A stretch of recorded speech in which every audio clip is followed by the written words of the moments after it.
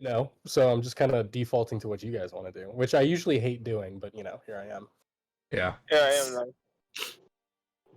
Okay. I mean, honestly, We're live, by the way. Mazel tov. Hi. Happy Yom Kippur. Yom Kippur? Yeah. What? Okay, there we go. Yom Kippur. Yeah, it's a Jewish holiday. It's Yom I don't care Kippur. anymore. I hate Yom life. Kippur? Yes. Hold on, wait, hold Oh on. my god. Hold on, wait. Yom Kippur. Okay, listen. Phonetically, Yom it's Kippur. Yom Kippur. Phonetically, Yeah, but- not even phonetically. In American pronunciation. Hold on, wait. What's the British pronunciation? Google Translate. I Yom Kippur. fucking hate you. Actually, Yom Kippur. Is What the fuck was that? What was that, You just ripped ass into the mic. dude? Yeah, someone Someone just just fucking hailed- face at the mic and just shit. Somebody just summoned a devil. there is a corpse on the ground in one of these chats, and a devil it standing sounds like- over them. You guys ever heard someone jump out of a third-story window in a gymnasium or some Oh, shit? Jesus Christ. Oh, I've jumped out of a second-story window, if that means anything. Well, it was it has to be somewhere echoey like a gymnasium, because that's what it sounded like. Oh, right, yeah. Real. Jesus. Okay. I opened up an extra tab. I had that open. You opened what? The Necronomicon? And just the YouTube tab, but I don't know why the video is up. What? What'd you do? He opened I think something. your YouTube is haunted. Like, get a new computer. Like, you're cursed now. I'm sorry. We're gonna have to quarantine you or something. It's amazing. The fuck was that, bro? I think you also need to turn yourself up a little bit. You're a little quiet. Oh yeah. Dude, I got bullied at work by my manager for wearing Doc Martens with pajama pants. Yeah, fair. I would bully you too, yeah. What? Yeah, that's weird. At work? Yeah, at work. It's Halloween, bro. They don't give a fuck how I dress. Yeah, it's still weird. Show up at work with fucking Convert or fucking Doc Martens and fucking pajama pants? What kind of pajama pants? Fleece pajama pants.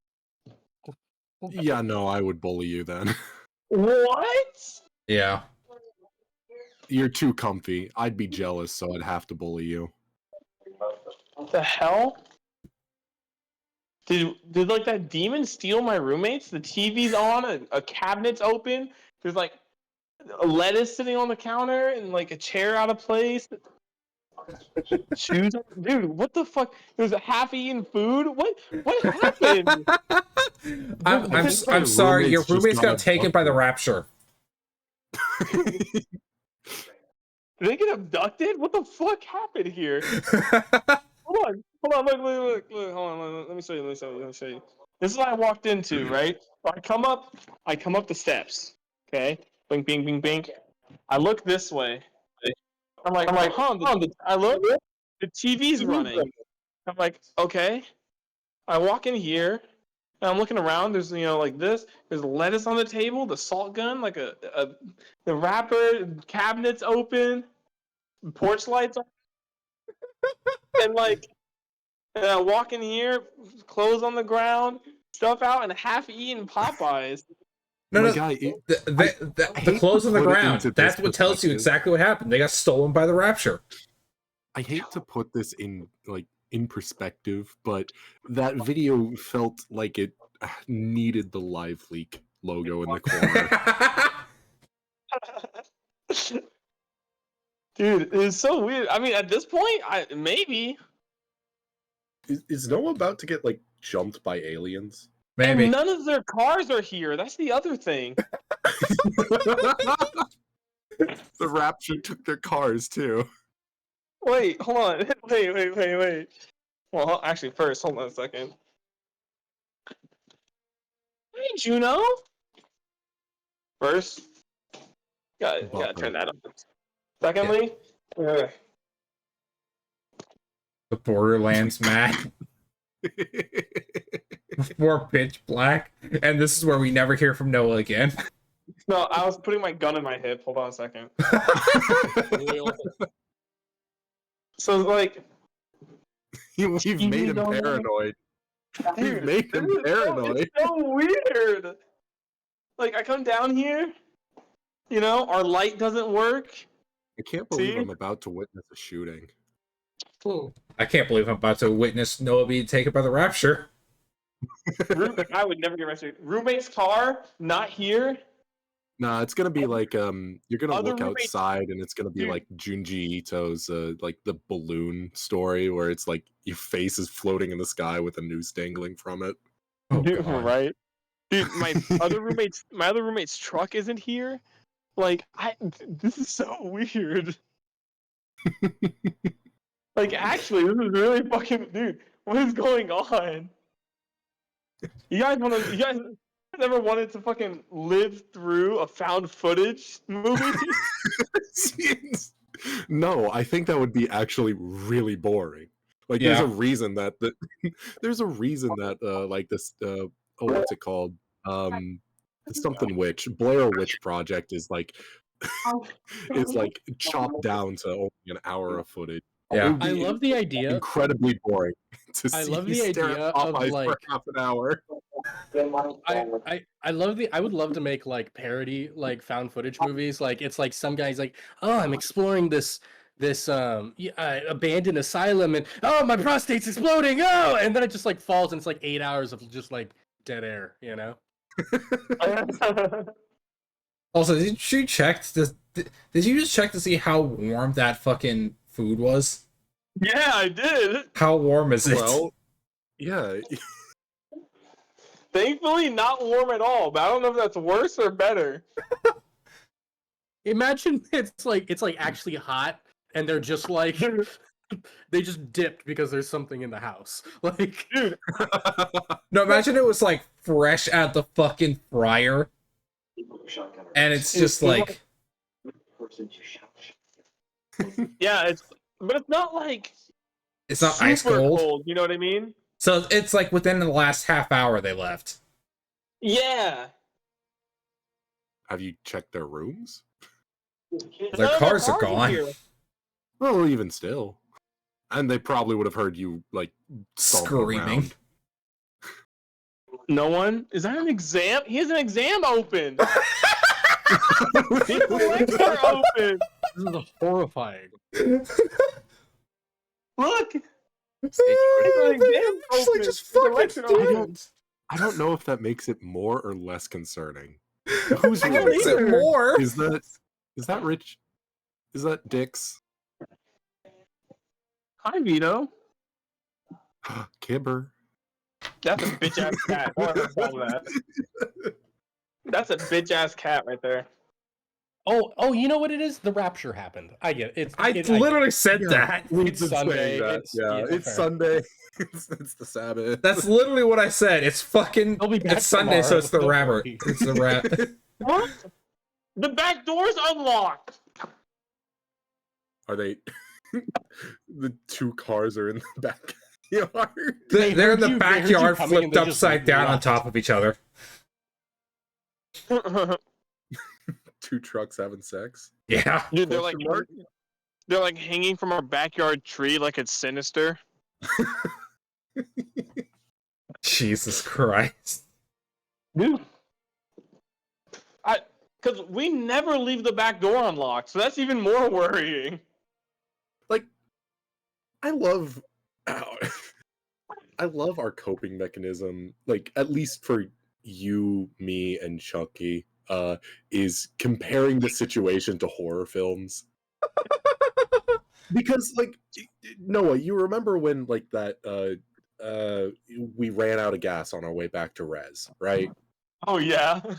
Yeah. You remember how we kept comparing it to like horror films and that was like the only thing keeping us sane? Yeah.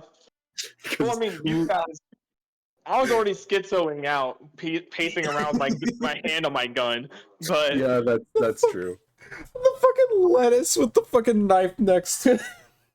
Yes. You No, look it's Giga. yes. Just the fucking lettuce, some other food out. The Popeyes in front of the stove. The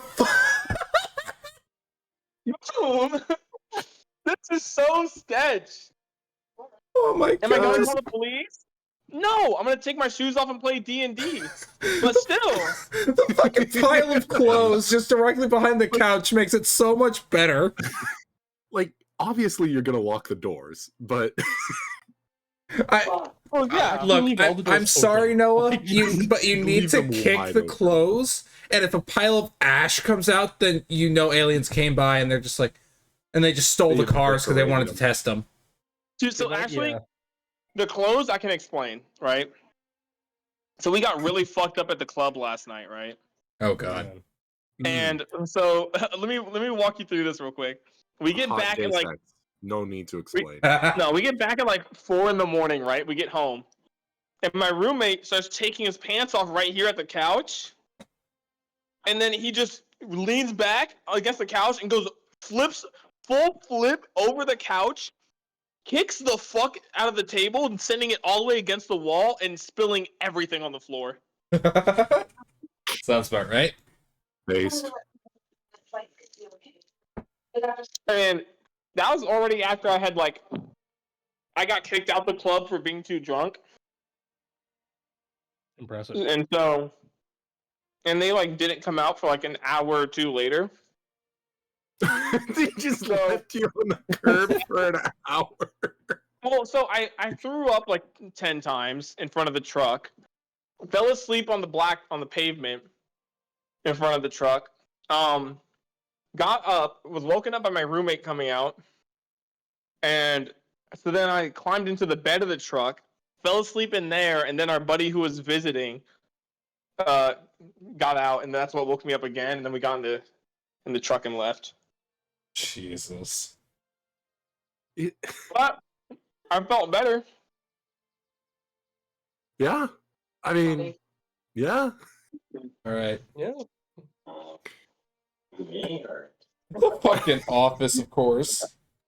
Are you still watching? Okay, so that makes me think it's actually been longer than a fucking half hour.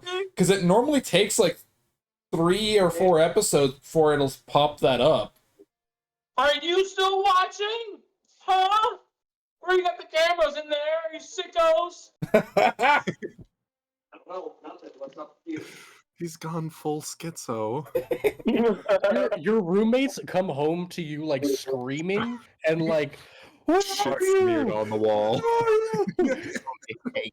There's like there's a full magazine's worth of ammunition dispensed into the ceiling. And inexplicably, there's just a massive blood splatter for that is like worth more than one person. This is And Does like, it drop Yeah, on you though? motherfuckers. I got you fucks! I got nunchucks. Your roommates walk in and are like, "No, what the fuck are you doing?" And you're like, "Skinwalkers!" And you just start like, chasing them around with the gun. Just My You know what's funny? so-called friends when they walk into their own house. the FBI agent disguised as my best friend of 12 years walks into the room. Watch out, Gino. Oh, my toes. You know what's really funny? My roommate says my dog's a skinwalker Mhm. Amen. Probably. because I'll let her out at night without turning on the back light on, and she like won't come in for a bit, and then she'll come in and like stare at him. So he says she's a skinwalker. Okay. Anyway. You walk in my skin until I. Okay, you know. Sorry. So I'm in. back to D&D. Yeah. After that little adventure. You guys didn't like the found footage movie? I loved it. Um but as far as what happened last time, as a little recap, Not a lot happened. It was mostly just us being introduced to our new friend, Akhenaten, and Bricks being told basically to go kill somebody to pop an acorn in their mouth. Bricks was like, fuck that, and went out to an already dead corpse, dug it up, stuck the acorn in there, and now his left hand is made of wood. Boy. Because fuck for Well, fucking A. Anyway, Bricks comes back after having washed up in the river, and he's fucking exhausted. Yep. So a new day rises upon you all as you awake through, your various nights. I believe Brix is the only one who stayed up the entire night, and Akhenaten did some healing in the tent after Brix had left. But I think you all should have a long rest, except for Brix, who should have a short rest. No, I didn't have any rest. Oh, L, bozo. L. Yeah, no, good. I have 8 HP and 2 Oh. first level spell slots. Bozo, L. Yeah, no, I have 8 HP and 2 first level spell slots. bozo. L. Yeah, no, I have 8 HP and... Hello? Hello? You guys hear that? Adam? Yeah, Adam. What? Adam? We got a major echo coming from you, bud. The first time I was like, okay, it's just Chunky repeating himself, and then it kept going, and I'm like, wait. I the thought exact same I thing. thought I repeated myself. I thought my stutter had started up. I thought I heard... Nope, it's still going. God damn it!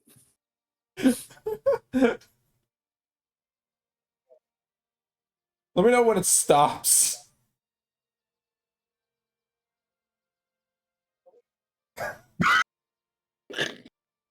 This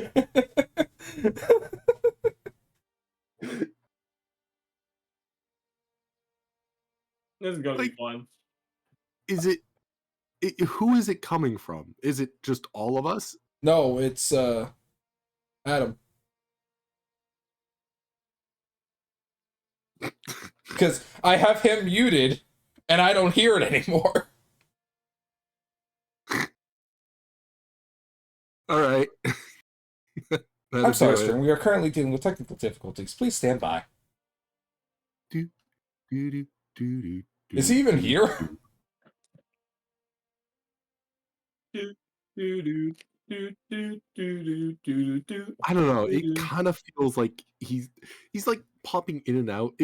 You know how like a lot of the times on Discord you'll end up sounding like a robot? Yeah. Adam sounds like a ghost. Can you hear me now? Ooh. Yeah. Yes. Yeah, we can. Okay, so what it was is I pulled up the stream, and apparently you guys hear everything from my computer. Fun. Why? That sounds like... The only thing I can think of is that, you're... Like, maybe the port you're in is miswired, and it's getting both, like, audio and, like, audio in and out. But, anyway. So yeah, as Aaron was saying, a new day dawns upon all of us. Yes, a new day dawns upon all of you. What are all of you doing other than, Bricks being traumatized with now a wooden finger? A wooden hand. Oh, yes, that's right. A wooden hand. Yeah, because I have Akhenaten disadvantage is on going to go- spellcasting. Akhenaten's gonna go and find the rest of the party. I think, yeah, pretty much the rest of us are in, like, one of the extra tents. And, like, as you're walking up to that tent, I just feel like you're watching as you actually have not, well, you did see Brooks once, but you didn't probably realize who he was. Mm-hmm. And you just see like him walking in to the tent and just immediately plop into a bucket of water. An axolotl. Interesting. You know what that thing is? Yes, He we pops his established head this out. last time. Oh yeah. Oh, you know what I am. Who would have Yes. thought? Nobody ever We does. established this last episode. Yeah, are you the bricks that I was told about? I'm Bricks. And it's a pleasure to meet you, Bricks. My name is Akhenaten. Nice to meet you. I am very tired. I can see that. I'll let you rest. Oh, I'm not gonna get to sleep tonight or today. When was it? It's like 8 a.m., Oh, 7 a.m. yay. Okay. If you wanted a little bit of shut-eye, I understand. I don't want to disturb you. Oh no, it's not happening. Once I'm awake, I'm awake. I understand that. Anyway, he's gonna why are you turn here? to. He says, I agreed to join your adventuring party, given that I am directionless as it currently stands, and it seems as though maybe you guys need an extra set of hands, and that is something that I have. Interesting. Okay. Well, did they tell you about me? Yes, they said that when you start glowing, we ought to stand back. Oh, it's a bit more than stand back. It's more run. Yeah, sure. I mean, considering I've turned people inside out and made people immortal. Turned that one guy's clothes brown. I remember that. That's me speaking, not Akhenaten. My bad. Yeah. But indeed, it's a very strange condition. Is it something you do on purpose, or? I'm No. sorry. I'm sorry. I need to interject. Turning that one guy's clothes brown sounds like code for making somebody shit their pants. True. No, he turned Krevik's clothes brown. Yeah, I remember. Go on. My bad. Is this a thing you intend on doing? Is this a specific trade of wizardry, or is it a curse? Answer. Well, depends on who you're talking to. If you're talking of Raville and his cult of douchebags, it's a blessing. If you're talking to literally anybody else, including myself, it is a curse upon the entire world and especially myself. Interesting. Could I make a check to see if that name sounds familiar, if I know anything about this cult? Raville? Yeah. Yes, you can go ahead and roll me a religion check. Ooh, that's a fun one. We don't usually get that one. 16. 16. Well, from what you can tell, you know of the god Raville. It's the antithesis to pretty much all gods, any really loyal variety. Raville is often depicted as, well, a devil, like specifically the devil, like your classic red-skinned, large horns, cloven feet, long tail. Some people will try and use this as leverage to oppress tiefling populations, although that isn't really popular in this era anymore. And as of recently, Raville has kind of fallen into a bit of obscurity. Any cults that you know of are of an ancient variety and have long since been dealt with. That's all you can really glean from a 16. Would Pupe know anything about like any of the older cults? Probably. In that case, I would probably have Pupe roll a history check if that's the case. He I'll he make- looks to Bricks and says, yes, that name sounds familiar. I'm not the most religiously informed. However, I am a stout follower of Soulness, and as such, it's always interesting interacting with other such religions. Pupae with a 16, you pretty much glean the exact same thing, but more particularly on cults, you didn't have any jobs that directly interfered with them or really interacted with them in any way, shape, or form. But you do remember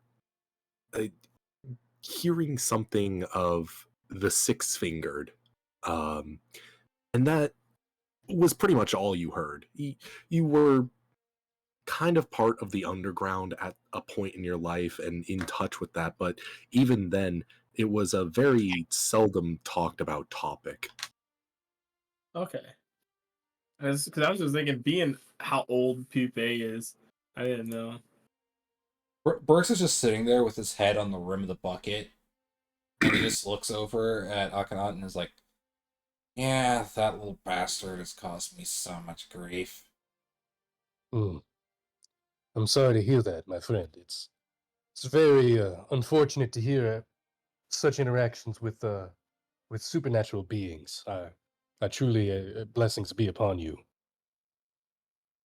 With a slight bit of jealousy Yeah. in his voice, like, Um, man, what? you get to meet the god that gave you your powers. I wish.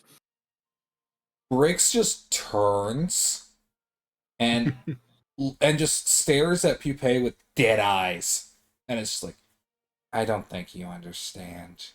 The bastard just wants to play.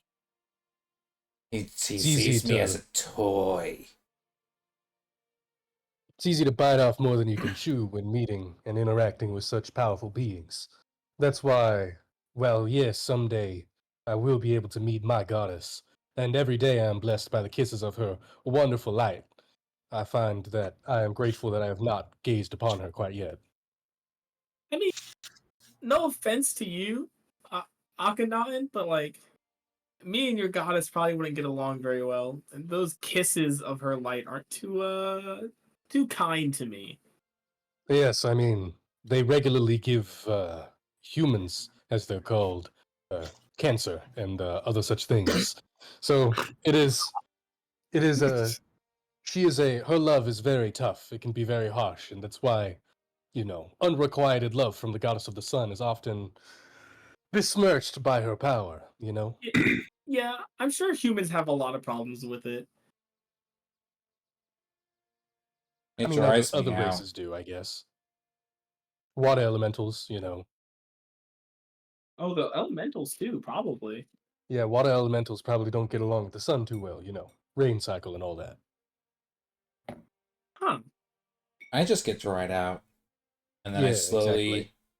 slowly bake, where I shrivel up and die. It's starting to sound like you're really the only one that actually benefits from it. No, I don't benefit from it. Even the Kenra with our pitch black skin, we can't stay out in the sun for too long. Even we have our limits. We must go inside and recuperate because, I still have skin like all of you. Well, some of you. Actually, now that I think about it, none of you. The only one who can relate to that is Bricks. Yeah. Because one is fungus, and as far as you know, the other's a robot. Yeah, now that I think about it, I can't really relate with any. You know what? This is a very strange group of acquaintances. Yep. Almost Yeah. like that's the reason that you were drawn to them. Indeed. Yep, we have we have a robot, a massive fungus, and a being that happens to cause untold number of damage and death in the general vicinity around him. And now an actual canine. Yes, I guess. I mean, yes, but technically I do belong to the Canis family, but it's a bit more nuanced than that. Oh, I'm sure. I mean, I've never seen any wolves walk on two legs, so. The Yes, reason they it's, say that is because they call me a water dog. Yeah, I guess I could see that. Yeah, I can see the dog-like qualities of you. Maybe. Me, I'm. It's like You lack most of the traits of a dog, but like you got legs, and that's something. And you kind of cute, I guess. I think dogs have legs too. Exactly. It's the fact that I have legs and a tail, and I think some people see these as he points at his gills. They see those as ears. In this world, dogs levitate. Right. No, I'm technically related to a pharaoh hound. If any of you have ever heard of that. I think I've caused some hounds to go feral. No, not pharaoh. Pharaoh. Oh. Do you know what a pharaoh is? Neither do I, because technically I don't know if they exist in this world. but technicality, do I know what a pharaoh is, DM? Yeah. I think that's do pharaohs exist? Yes, to the south, like the far south of here, you'd have to travel like over 1,000 miles. But aren't I from the south of here? Where you're from, that's your boss or previous employer. My yes, Pharaoh. Actually, wasn't that's actually a key part of my backstory, isn't it? That's the one that okay, now that I think about it, he's like, yes, pharaohs. Pharaohs are very, a pharaoh. I don't blame you if you don't know what that is. They are leaders to the far south, in the southmost kingdom, in the land of the Kenra. The pharaohs, they lead our people. Yeah, I've never been over there. It's too sunny for me. Sunny and hot and full of sand and dangerous creatures. Sand is rough and gets everywhere. Shut the fuck up. I hate you, I hate you, I hate you, I hate you. No. Get out of my head! Get out of my head! Brooks is just kind of sitting there in his bucket, just listening to this, and is like, okay. I'd like to think that he tries to go underwater, and then his hand just bobs up to the surface. Yeah, it's buoyant. Makes swimming a little more difficult. Yeah, so he's sitting there, like, instead of how he normally is, curled up in the bottom of the bucket, it's just like he's half submerged with his hand pulling him up. And it's just bobbing along the surface, and you can just kind of see it bouncing in and out. As much as I'm enjoying this conversation, I must ask, what is our trajectory, gentlemen? I am but a humble follower and am willing to default to whatever your current objective is, given that I am directionless. But what was your next plan? Aaron? Mm-hmm. I talked with Rawville at some point during the night, and he said I needed to go a certain direction. What was that direction? Pretty much back when you came, from where you came, back into the forest, which you might want to let clear out just a little bit. I think Brooks is sitting there. He's just like, Brandon, I need to go again. Eyes snap open. All right, back that way. No. No. Was the no? No was the refusal of the call. Yeah, no. It's pretty much like, it's like whenever your GPS wants you to go down a certain road, and you're like, no, I'm not going that way. I don't think I will. I'm gonna die going that way. Not happening. And then you just kind of chuck the GPS away. And then he just is sitting there and like, okay, not going that way. Mint, did you need to go anywhere in particular? Yuppie, either of you? The workshop. What's up, Mint? The workshop. The workshop? Oh, you need to go back to your forest. Okay. Can we hold off on that? The place to work on Throw. Fair. Yeah, Throw is pretty beat up after the past 2 months of abuse. About I'm by. Brooks looks over at Akhenaten. You've been here for a little bit, right? Do you happen to know if there's a forge or anything like that he could get some work done? A forge here in the camp. Is that what you're asking about? Yeah. Is there? There isn't a forge. Well, there is a forge, but not the kind of forge that is Mint would required be. for mint. Yeah. You'd probably need to go into the city of Etheria to actually find one of those workshops. It's the tiered city to the east of here, in 3 levels, kind of stacked high into the sky. It towers over the rest of the forest. It's kind of hard to miss. He points like out of the door of the tent, which I'd imagine if thematically is pointing in that direction to the city, and says, "There isn't a forge exactly here, but over there." And he points. That's when he dramatically points out the door towards the city. Background might music have it. starts playing. Yeah, background music swells as the camera pans and zooms over the forest. He says, "But over there, you might have more luck."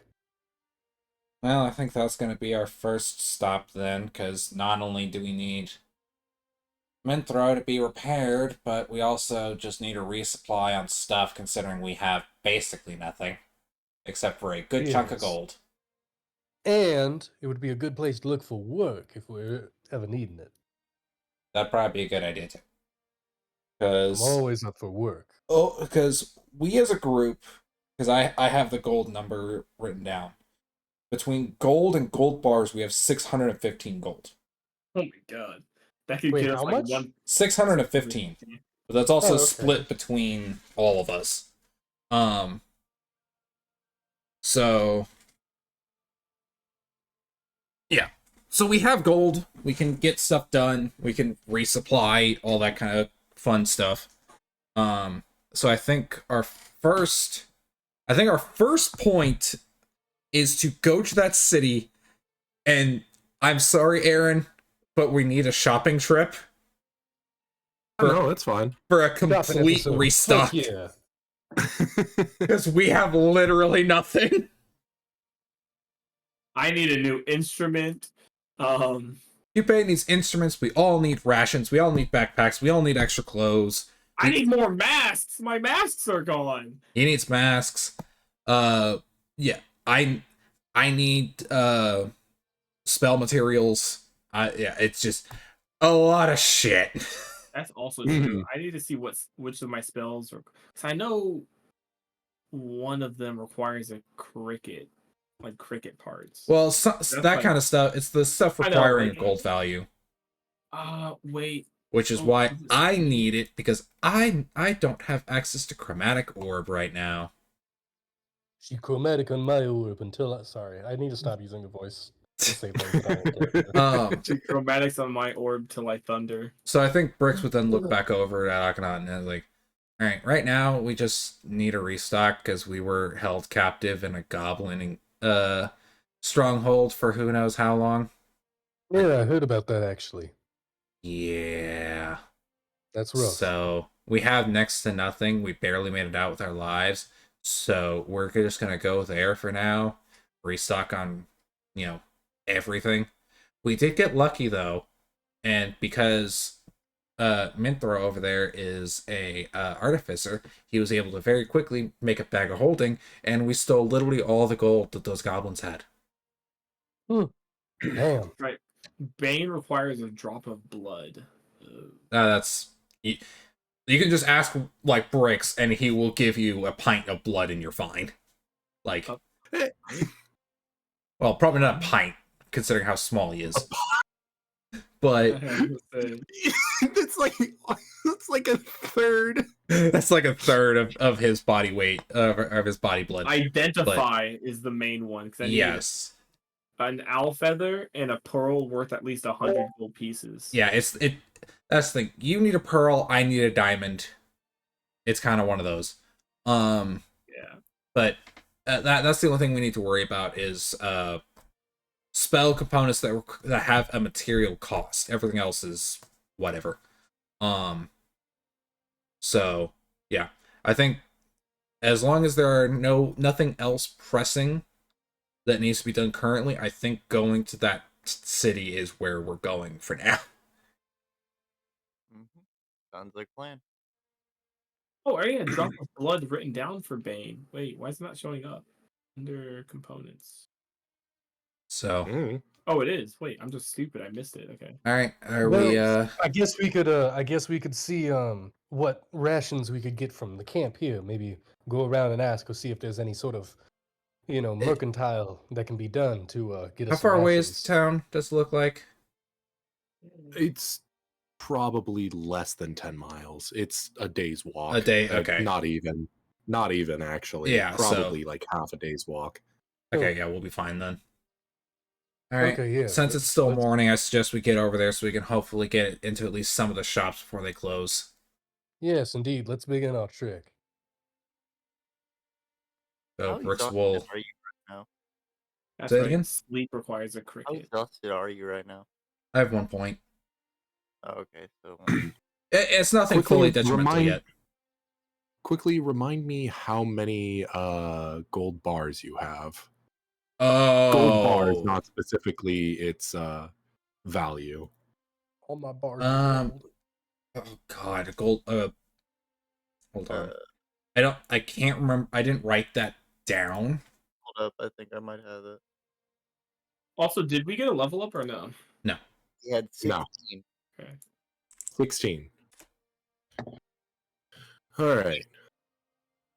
Yay, I love my calculator. All my bars are gold because I don't carry silver. Do. Someone finish the bar. Aaron's sitting there with his abacus, talking about his calculator. God, I wish I had an abacus. That would be epic. Dude, I learned how to use an click, click, abacus click, click, click. in like middle school. mean- I think. Like, not even in middle school. I remember being taught that in kindergarten. Okay, no, I was never actually like formally taught. I just got decided in my wonders of ADHD hyperfixation. Abacus was that for the week. Oh, Fair. okay. So I was doing math class with an abacus for a while. Oh, well, that's pretty fortunate, actually. Well, first things first. With your guys' plan, you first need to fence off the gold bars, correct? Yep. That or get somebody to buy it for a reasonable price. Yeah. Okay. Would we be able to go to like a jewelry store or something like that, Oh, for a gold bar, probably. or not. like a jewelry forge, something like that? Like they would want to buy gold and things like that. Mm-hmm. This is also a capital, so there is a central bank. Okay. Which you would know. You started the campaign in what used to be a capital, so they also had a central bank. Yeah. Would we know the going rate for bars of gold? Depends where you are. Here in the Eastern Empire, I don't know that any of you would really know, especially you all being recent arrivals. Fair enough. And whatever Pupae might know, it could be from like 300 years ago. So. Correct. Yeah, exactly. So I guess we head to the bank first, and then see if like maybe. If we need to, I know thieves can't. We can find a fence. Yeah. So yeah, I guess head to the bank first so we can, because that might be a good spot to transfer the gold. A nice Yeah. legal spot. To Yep, sounds good. Akhenaten is going to gear up and in his wandering stranger clothes, which conceal his face, and is going to get ready to get on the road with them. All right. I assume you all stop at the calf tent to get your daily rations before you leave. Yeah. And you head out towards the short, mostly wooded areas to the capital city of Etheria. Etheria is a tiered city, like mentioned before, but it's made of this sterling goldish colored stone that seems to almost reflect this opulence into anybody who approaches it. Along the path, you travel by many farms and stalls that people are just living close to the city before you actually get into the walls proper. And as you approach the city, you see that there is a long, long line of immigrants trying to enter the city. Merchants and other people trying to get in to sell for the day. And all sorts just trying to get into the city. You are currently at the back of this long line that looks like it may take a couple hours to resolve. Yay. My That's my instinct from another toe, dog. game kicked in. It's like I pull out my gun. I want to shoot up in the air. Look, this isn't Full Metal Yeehaw. Panic. This isn't Full Metal Panic. Chill out. I guess we'll just chill. Just wait. Yeah, I mean, I Does see no anyone have, reason why we like- deserve to get what? Does anyone have like some cards or anything to play with while we wait? Brooks just turns to Pupae and just goes, "Where were we? You know, like 3 days ago?" Akhenaten wasn't.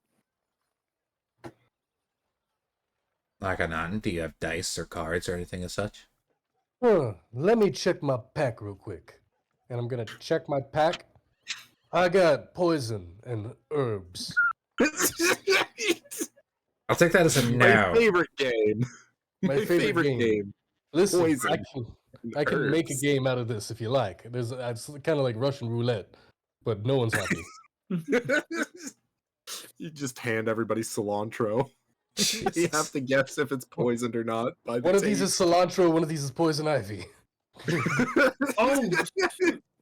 While we're here, I could have somebody make the healing potions too. Could I, while we wait, could I actually do something with the poisoner's kit?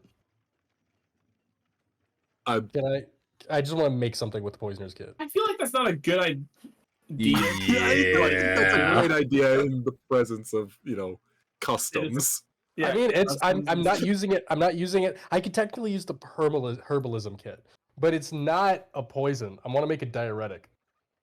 So, Why?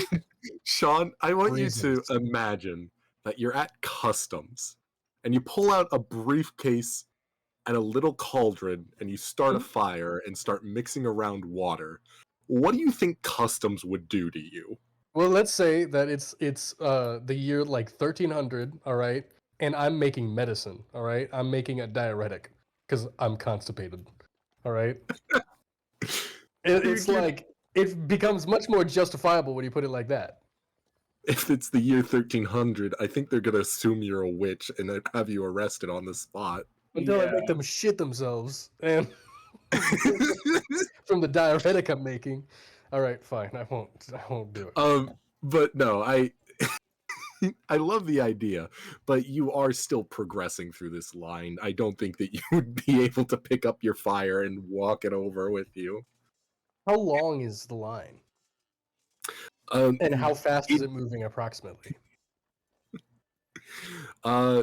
You'd probably guesstimate, probably you'd be taking a step every like 3 minutes. Could I make diarrhea juice in like 3 minutes? No. Okay. All right. I'm Let's keep on going. listen. You can just go to any lake and pick up the scum from the bottom of Yeah, it. get And a there's your scoop of lake diarrhea water. juice. Exactly. Just gonna scoop a Juice. cup of lake water. You do the same thing. Scoop. Maybe even worse. Depends on if there's blue-green algae in it. Yeah. But no, as you all are waiting there, who has the highest what are your passive perceptions again? Mine 11. is 15. 15? Wait, hold on. Uh, It should be 17 actually. Mm. Yeah. Mine's Well, 17. 10 plus, right? Oh, mine's 13. And I think Mint's the same. That's 10 Uh, plus your wisdom plus your perception, right? It's 10 plus your perception. Oh, just your perception? Okay, then Yeah. 15. Which is why I have 13 instead of 12 because of Jack of all trades. I got Ooh, 11. based. 11.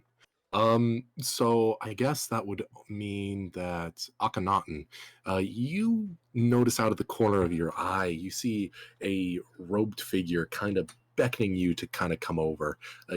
You can see the silhouette of his face, his very rugged Romanish face, as he's kind of like motioning for you to come over. Can I make an insight check? Sure can.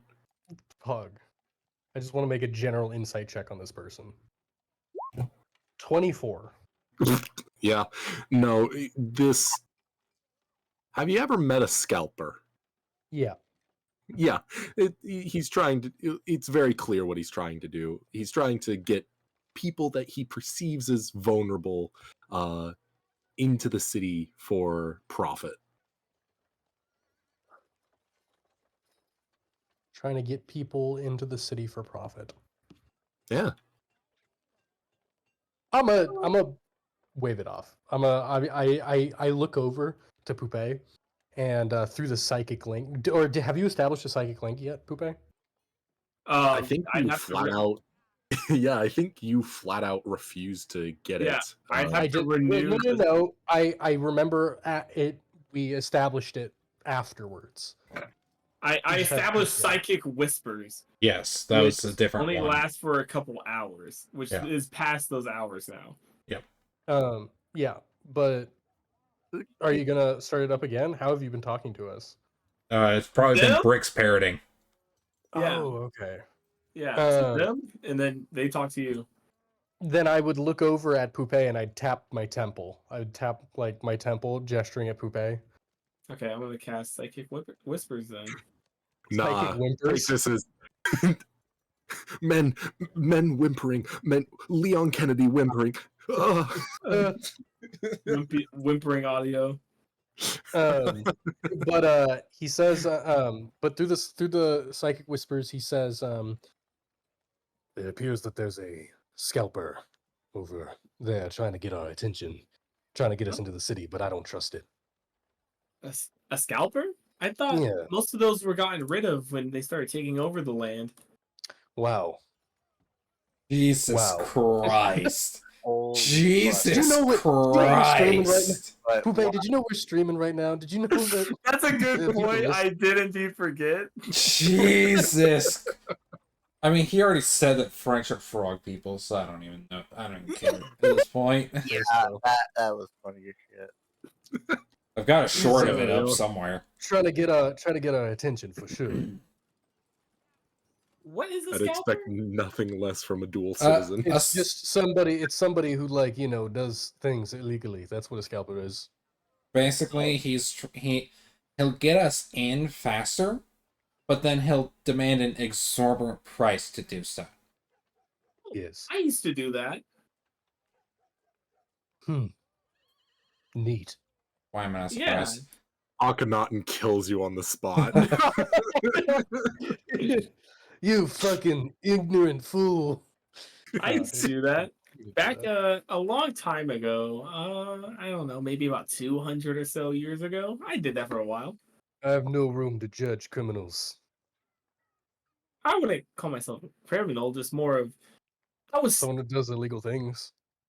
in the sense of, fleshy folk like you. I was probably closer to like my late teens, early adulthood phase around then. So You're a delinquent.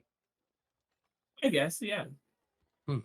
It's not on my record. Well, not anymore. I mean, the palace was burned down in the coup, so. But Well, technically not a coup. It was actually the Age of Dragons, but yes. a coup, a dragon burning it down. What's the difference? His mind is not what it used to be. He's pushing like basically a senile old man when it comes to trying to remember stuff. Okay, certain things like His brain is made out of fungus. exactly. I'm Exactly. a mushroom. Give me a break. Your brain lacks any wrinkles. Correct. I mean, He doesn't yeah, even that's have true. a brain. That's true. Yeah, it does lack wrinkles. It lacks everything actually. I don't Interesting. have one. You're like a jellyfish. Oh, that's a bit offensive, but Is I it? guess. I think jellyfish are cool. But they're not fungus.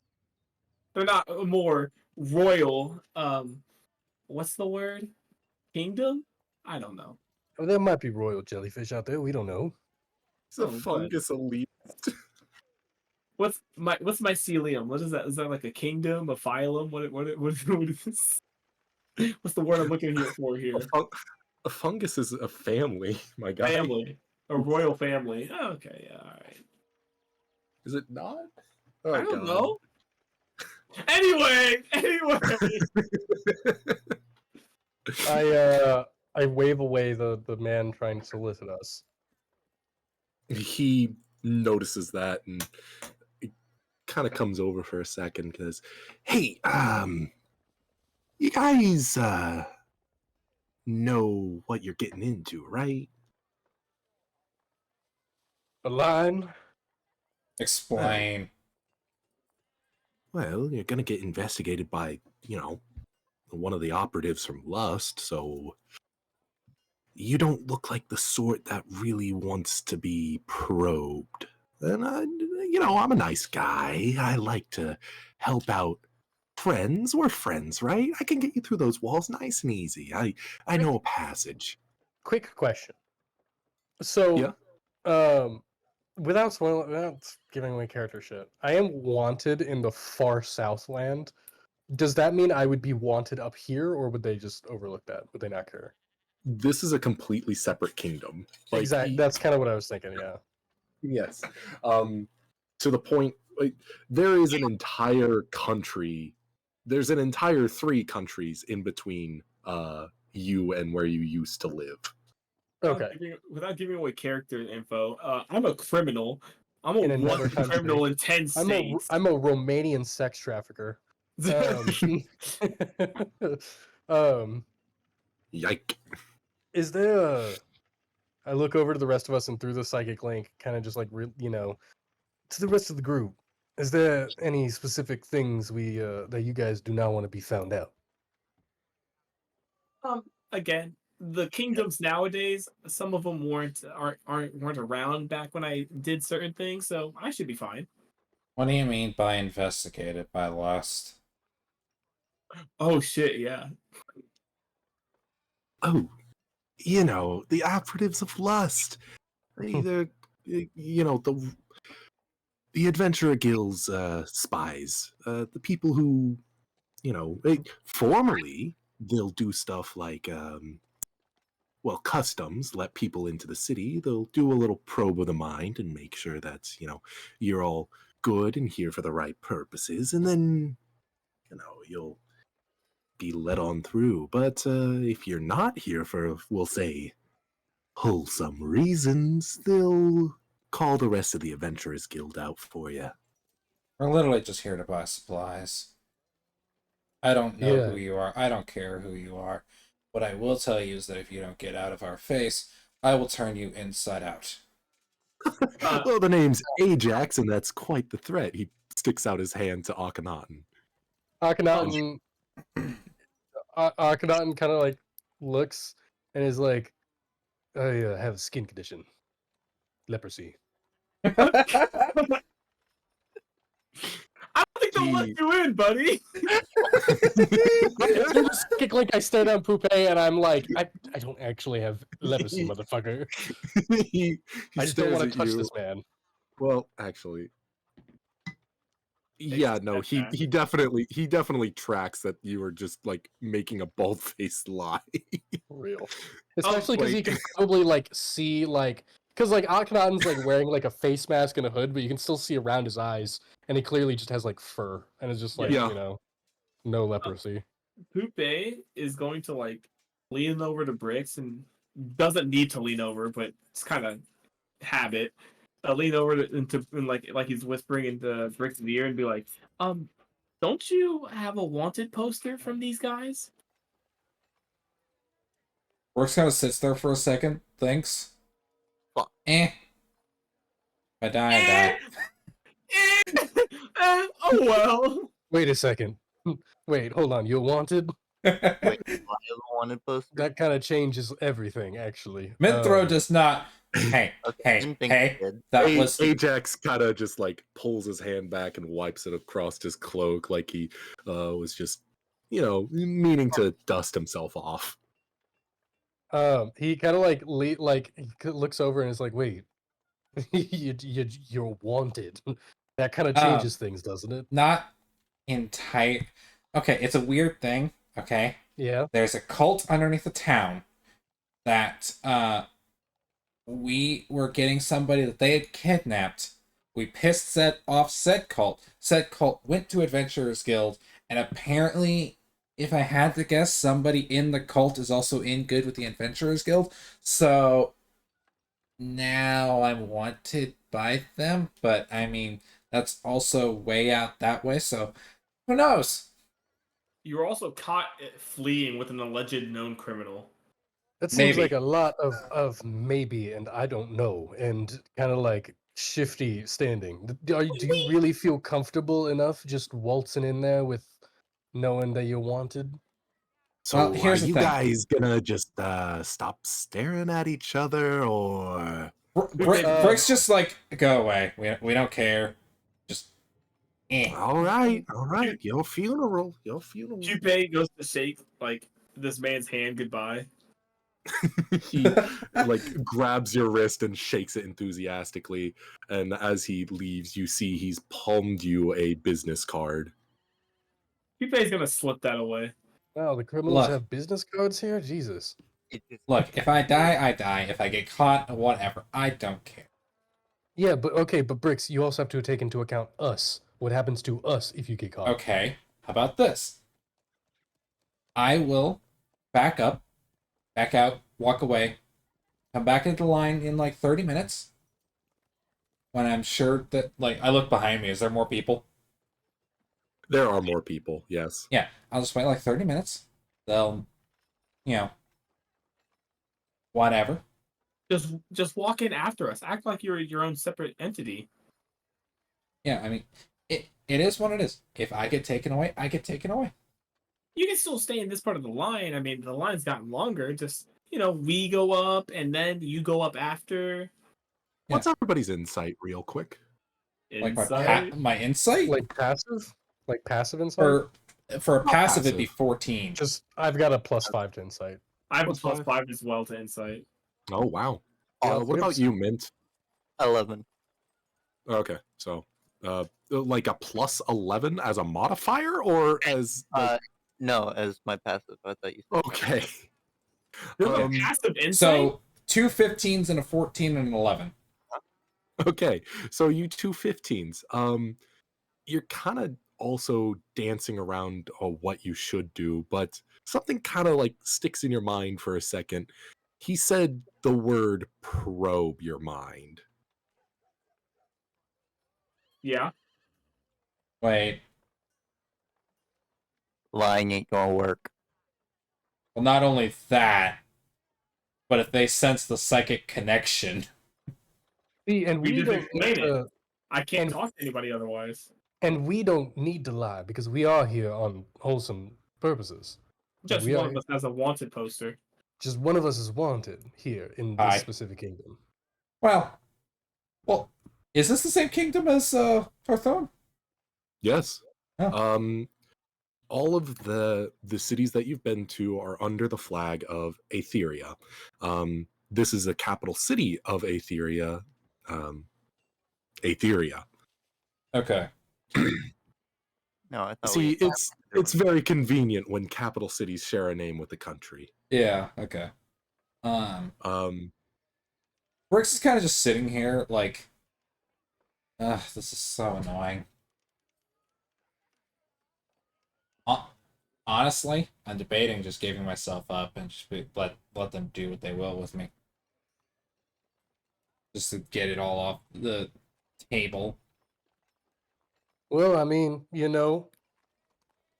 I respect it. And I mean, besides, they might get rid of me early just because the weird stuff is probably going to happen if I don't accidentally teleport out. That is also very true.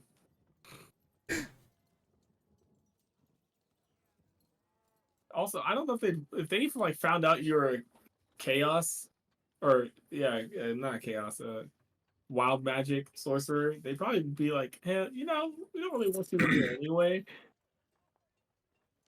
Yeah. Look, if you have to sit outside, you have to sit outside. We can do the shopping. I mean, the thing is, Brooks needs a lot of stuff. Very true. Look, do we want to take the shady way in or not? I personally don't trust it. It's gonna give its own whole array of issues. Now, what we could do, possibly, is we take the regular way and then have Bricks take the shady way. By himself. But if he can handle it. I mean, here's the thing. Like, is he still around? Is that dude still around? You can see him leaning up against a small cart next to a mule, and he's smoking a pipe. How about we ask him how much it is to get done? Yeah, that's what I'm thinking. Because we do have some gold and, loose change, basically. Also, slap a bar in his hand if we really need to. Just like, This here, does this work, motherfucker? Let's ask him. No, Bricks is gonna walk up. Can we right, wave him over or something? Bricks is just gonna walk out. Okay. All right, buddy. How much? Hey, how's it going? He puts How his much? arm around you. He puts his hand on your head. It's good to see you again. You finally reconsidered my offer, did you? I'm not reconsidering it. I just want more information.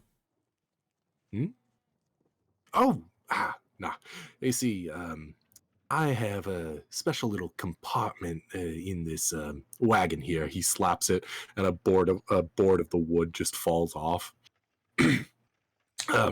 He kicks it underneath the cart.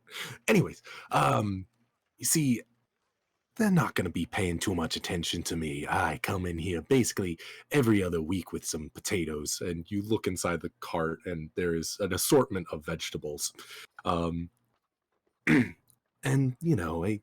this usually gets me it greases my palms a little bit.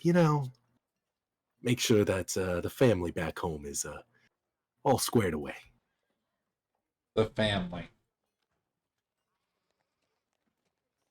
Look, how much? Well, I'd say about 75 gold should do it. Per person? Or just... Well, I can only fit about 3 people. And what if it was just me, considering how small I am? I think with people your size, probably about, I think I could get almost 8 people in there if they were all your size. No, I'm saying, does the price change because of how small I am, considering you can just shove me in a basket? Oh, goodness. And you, No, I misunderstood. Sorry. Yeah, no, it's 75 per person. Okay. This, could I ask Poupe through the psychic link to ask Bricks through the psychic link? Ask him how many bricks can fit in there. He just said 8. 8 bricks total? 8 bricks. Gotcha. Yeah. So... That is a world that does not need to exist. Right. Okay. Now, here's another question I need to ask you. And what would that be? After I pay you, are you then going to give me up to the authorities? Now, do I look like the kind of person who has no honor? Yes. Oh, you hurt me. You hurt me so, my dear friend. I'm wounded. No, this is an Ajax guarantee. How else would I be able to run my business if I, ratted on everybody I brought into the city? Insight. Yeah, go ahead. Tides of I'm chaos, going so it's a to- normal roll. Roll either deception or persuasion, whichever is applicable. 12. Yeah, nope. Yeah, I didn't think so. 'Cause He seems fucking hate pretty my- honest about this.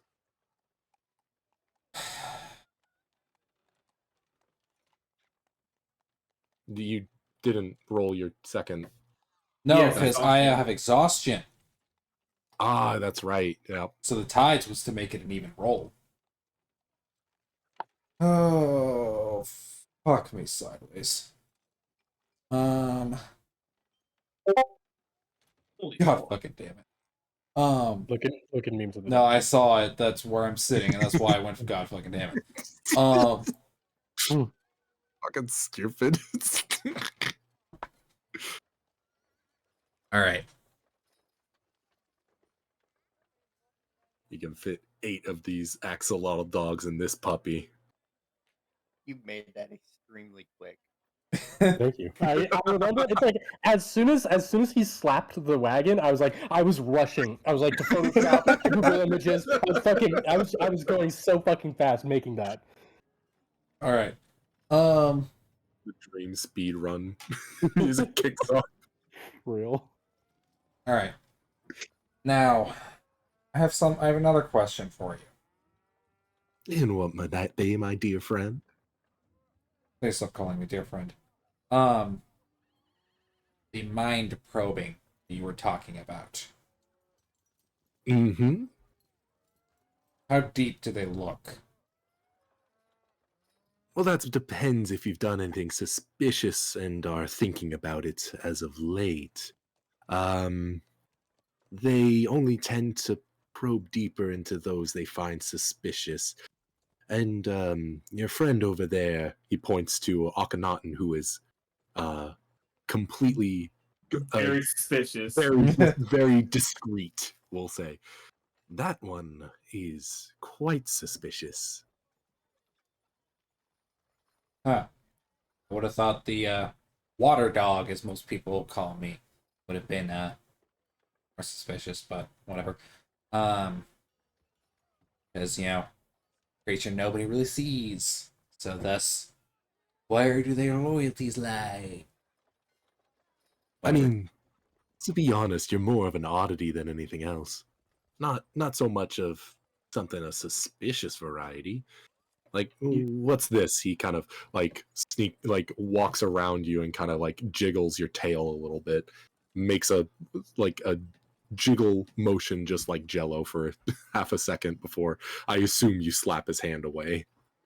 He just doesn't care. He is so used to it at this point. It's just numb. He's numb to it. That's my tail. Yeah, but I don't know. It's just an oddity. Like I said. Okay, anyway. Okay. I'm gonna go back and talk over with my buddies. We'll see. And I walk back with Well. everybody else. Let me know soon. And Bricks is just obvious. Like, he's tired in more ways than one at this point. Alright. 75 gold per person. He can fit 3 people. And he says that more likely than not, they're probably going to probe more into you, Akhenaten, than any of the rest of and well, maybe Pupe. Just because you obviously don't want yourself looked at.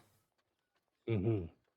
So that makes them want to look at you. If I were to make myself more obvious and less concealed, would they not look into my mind? Well, they're gonna, from what I understand, they look at surface thoughts. So if you have something that you are, if you have something on your mind that is like on the surface level, then that is like suspicious, then they might dig deeper. And people that they think look suspicious, they might dig deeper. But if you're just, like, okay, if you're just running a grocery list in your head, they might not dig deeper. Which I mean, so for I've got a me, it's couple- gonna be more, you know, I need this, I need that. I wonder So if this is meta- available. Meta, I think it'd be funny if he just he just took off all the garb that's supposed to hide himself and revealed his JoJo character physique. But and then just made a big deal of himself, so they thought he was just another mercenary there or something like that, or sellsword or whatever the fuck.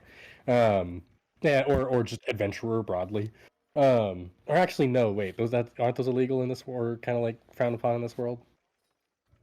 Yes. Sorry. Say that again. Aren't adventurer types frowned upon in this world? Isn't that a thing? If you don't have a license, yeah. If you're not affiliated with the guild, yes. Okay. So it'd probably be more like you would be the hired muscle for somebody, right? Okay, yeah. Build an established world power, or is it just an especially? Tell me. They're not an Okay. established world power. It's kind of a unique aspect of Etheria. Etheria went on a conquest about 200 years ago, just after the Age of Dragons. And because of that, the local countries around them said basically, hey, buddy, stop colonizing or we're all going to unite against you. And part of that agreement was that they had to disband their formal military. So they basically just use their adventurers guild as their military. This is just Germany after World War II. Glad. Yeah, no, that's genuinely it. Okay. Well, hey, how do you guys feel about doing some role play? I mean, look, I know. You're a very handsome man, but not my type. Have y'all ever played Offices and Humans before? It's gonna be a lot like that. Offices and modernity. Yeah.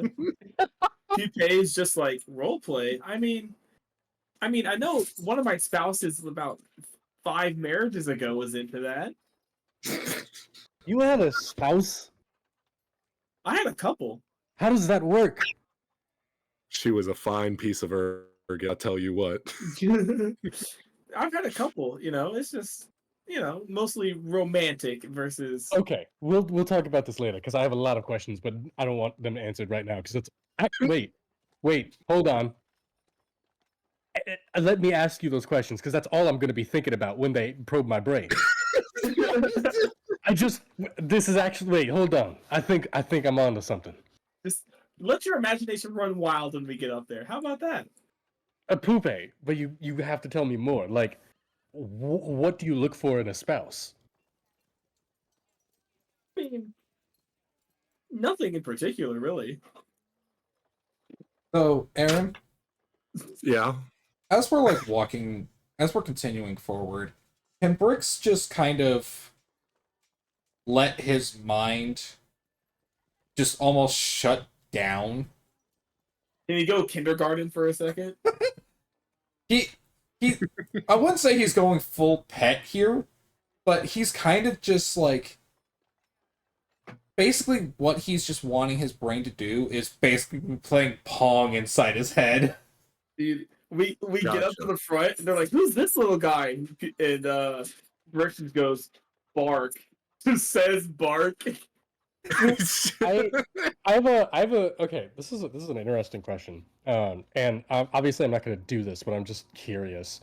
If someone through a telepathic link, could you use if a spell has a verbal component, can you use the verbal component through telepathy, or does it have to be out loud? So it needs. I'm worried how I answer this because this might set a dangerous precedent. Yeah. If someone's reading my thoughts and then I look at them and I use the verbal component for fireball to just and the last thing they hear is Ignis in my surface level thought, and they just blow up. That's kind of what I'm, because I just think that'd be cool. So I'd say it's kind of depending on the circumstances.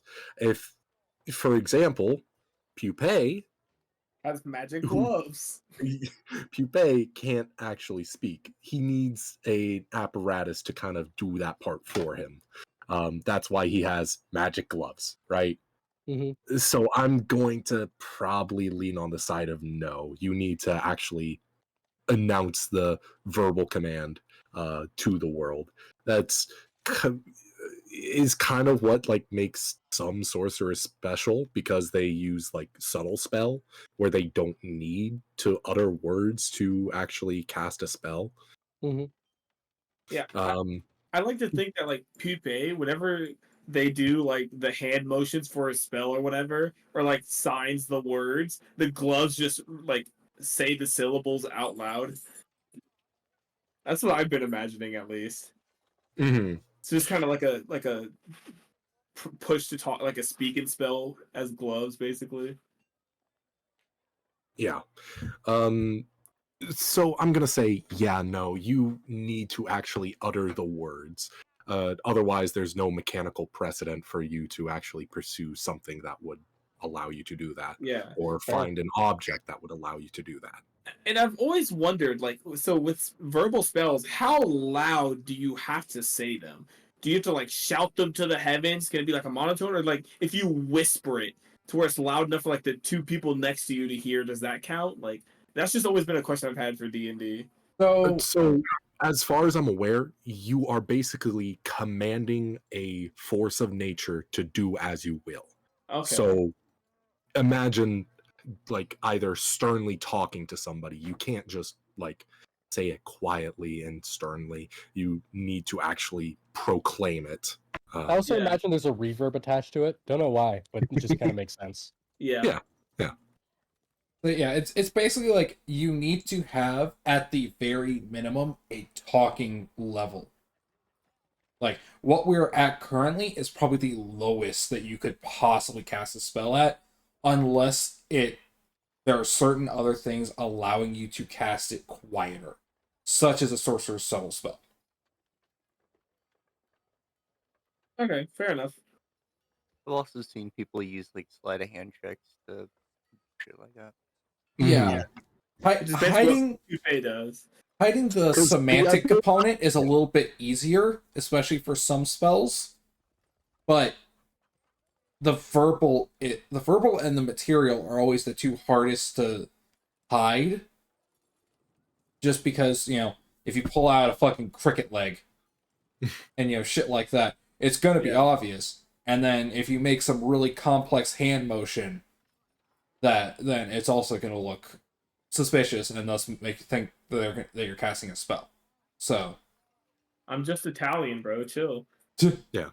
You can, Italians are casting spells. It just the reason that the somatic component is so important is because without it, it is very easy to negate stuff like counterspell. Because if you can't tell if somebody's casting a spell, you can't react to it. Yeah. That's like a big reason why subtle spell for sorcerers is so strong. Because a lot of the hand motions for especially lower level spells are very subtle. You can manage to hide them with a sleight of hand check. Material components can basically just be sitting in your pocket to be consumed. The big tell that you're casting a spell is the semantic component. It's always so funny when you guys say semantic. God damn it, somatic component. My bad. Details. Yeah. I don't know. Fuck it. Let's go into it, hoping for the best. And I'm just gonna be continuing to think about Pupae's dating tendencies. Like, does he fuck trees? Does he fuck other moss? Does he fuck like herbs? Like, does like, can he fuck like a human? Like, is that possible? Like, that's all think- Akhenon's thinking about. I think you're assuming, or at least a Akhenaten is assuming that all relationships inherently have to be sexual, which is not the case. But Akhenaten would philosophy- probably look at Akhenaten would probably like he's like if you are not copulating with someone in the effort of producing children, why are you in a relationship with them? point? Like what's the Akhenaten's just point? Catholic, bro. Kinda, yeah. Like he's a giant dog dude, like from a religious sect. Like he's just like, why else would you attempt to procreate if not for, the production of children? Strange. Well, I mean, there are some people that find the act highly pleasurable and thus fall into an addiction of it. You know, Very you strange. can ask Pupe all the questions you want about their relationships they had in the past and stuff once we're inside. While we're shopping. I'd like to think that Brix is like slowly egging on Akhenaten with the questions. Just like if he poses a question, Pupe doesn't answer, but Brix just like gives a nudge and like getting Akhenaten to fall deeper and deeper down the rabbit hole. All right, That's boys, all he's what's the thinking plan? about. That's all he's thinking about when he goes up to the gate to get checked in. Is just like, does Poupe have penis? Like, it's just like, like what's the genital situation on this moss creature? Like, So what's the plan, boys? go through I think the Akhenatens at least. All right. Maybe having Bricks take the wagon wouldn't be the worst idea. I think Brix is everyone- not shelling out that money. He does not care. What'd you say, Adam? I think Mint would be the best one to have outside, To have it like in the cart? like outside of the cart. Everyone else in. Well, the Oh. issue is that well, That's 225 gold for the three of them. exactly. We only have 600. So already we're kind of up shit creek without a paddle in that aspect. Because we need to get a lot of supplies. That's the main reason why I don't want to do it. Because Briggs is like the main issue. And he's not willing to shell out almost 100 gold for a fucking passage. When he whenever you guys stock up fucking, 4 people worth of shit. Fair. So Brix is just kind of the issue. Just probably. Brix is the issue. He is willing to deal with any issue that comes up because he is the issue. And so we shall see. Yeah, basically, and Brix's whole plan is pretty much egging on Akhenaten and then just play and just basically just doing random shit inside his head to help keep his ADHD in check. Like inside his brain is an unholy mess of just random thought strands that are going every which way, and it's nearly impossible for even him to tell what the fuck is going on. It kind of just sounds like ADHD. Welcome to my ADHD. life. Really, just like I feel like having ADHD would be such an advantage against like mind readers, because they come into your brain and they're just like, what the fuck is going on here? Oh, Yeah. tell me about it. And then for 5 seconds, just the brain shuts down because it's like, oh, another voice. And then just starts back up again. Yeah, exactly. Dude, I'm telling you, it's a blessing and a curse. All right. So yeah. you three are approaching then. All 4 of us. All right. It sounds like. I'm assuming Brix is going up there. Yeah. So you 4 approach the gates of the city, where you see that people are being divided into sublines and cordoned off into specific like rooms. You see as the 4 of you are split evenly amongst one of these 4 lines. I like to think. I'm going to ask now, Aaron. Mhm. These rooms, I'm assuming they're lined with some sort of like runes or spell to like basically like a silent spell that just blocks magic, or You can make an investigation check, sure, or you can just go in assuming that, whichever you Okay. like. I'll make an investigation. I don't plan on casting any spells. I feel like they would. 20? With a 20, yeah, you can see around the doorways on each of the corners, there seems to be symbols impressed into them. With a 20, actually, you see that each of these rooms have a different symbol in Thieves' Cant. Sick. May I decipher them? Yes, you may. But first, can I have everybody roll a d4 Also, how just far to away from see me are these who guys? gets the highest? Me. Well, that's a 4.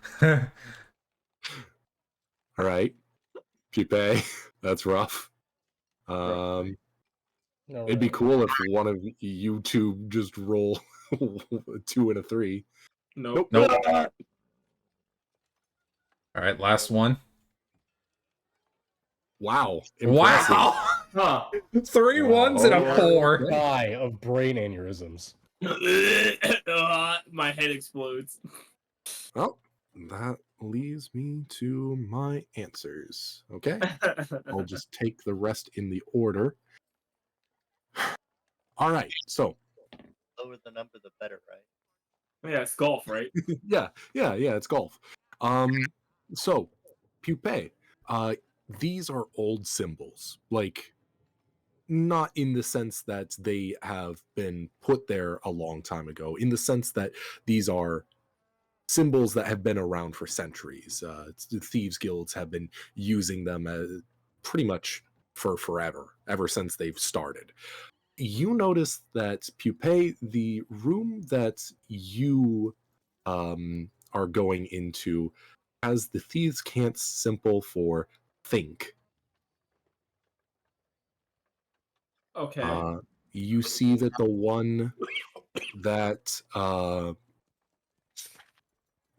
that bricks and you good there, Chief? Yeah. Okay. Yeah. The one over Brix's door also says it has the can't symbol for think, and the one over the door that Minthro and Akhenaten are going over to are the symbol for an easy mark. Oh boy. That's funny. That's funny. Okay, how close to me is everyone right now? Like line wise, like how far apart are the lines? These, like, you can imagine that this gate that people are let out into, there is a large what is it called, portcullis, that is. There's a large portcullis dividing this gate between the city side and the outside of the city, and these 4 lines are divided into these 4 rooms that are on the side you are currently on, the outside of the city. The gate itself is probably around 50 feet wide. Okay. Are they more than 30 feet away from me? Is the question. Currently, no. Okay, I'm gonna relay the thieves' cant to everyone real quick through the psychic link.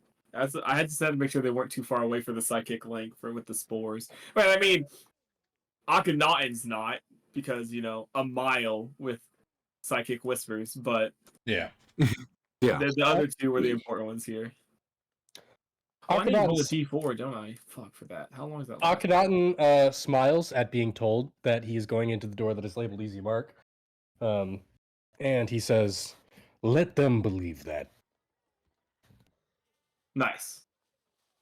I need to roll a psionic die, so I need to roll a d6. For Okay. how many Well, hours? In we go. 5 I guess. hours. 5 hours, Got it. damn. That's huge. Hefty amount of time. I know. Yes, so you each are led into your individual rooms.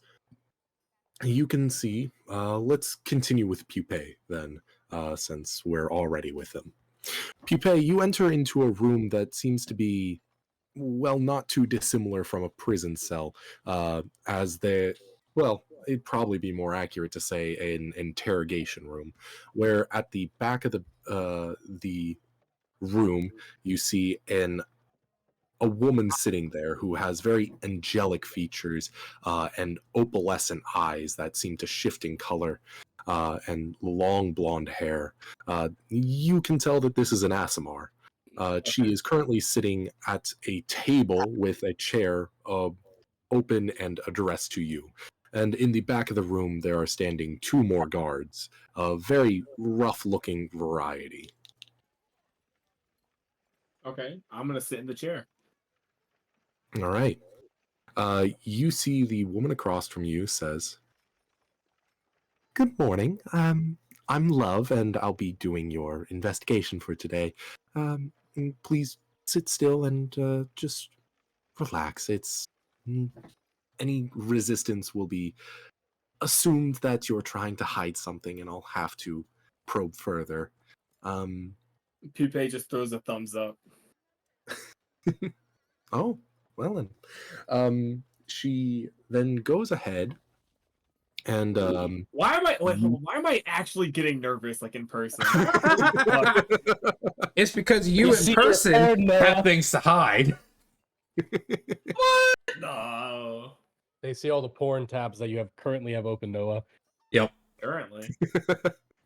Noah, Previously, I'm worried about. can I have you, if you want to fail, you can, but if you would like, you can go ahead and roll a wisdom saving throw. To try and resist?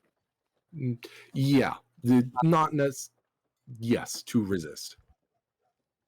Honestly,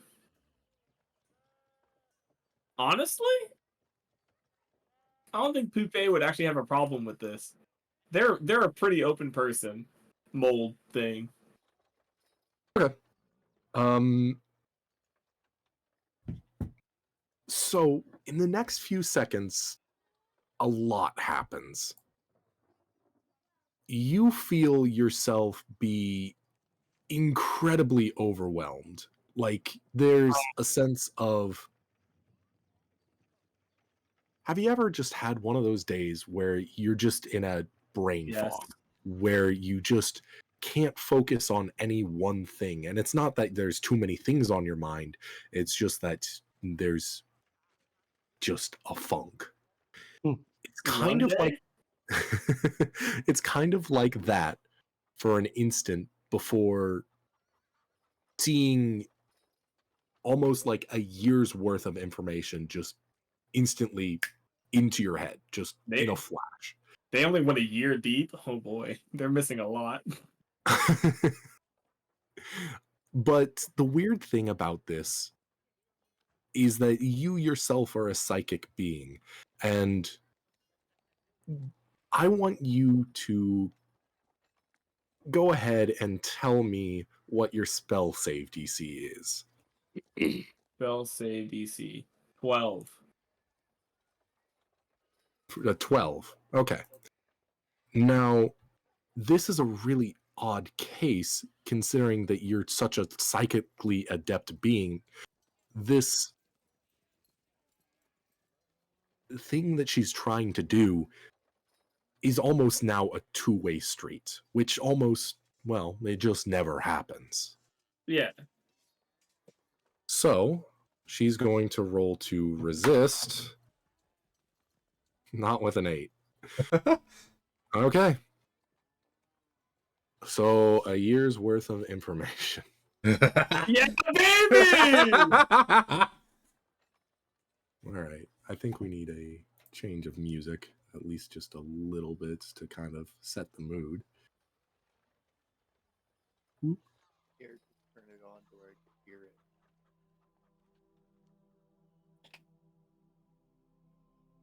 It's the middle of winter, and you see that this woman is kind of in a first-person perspective now.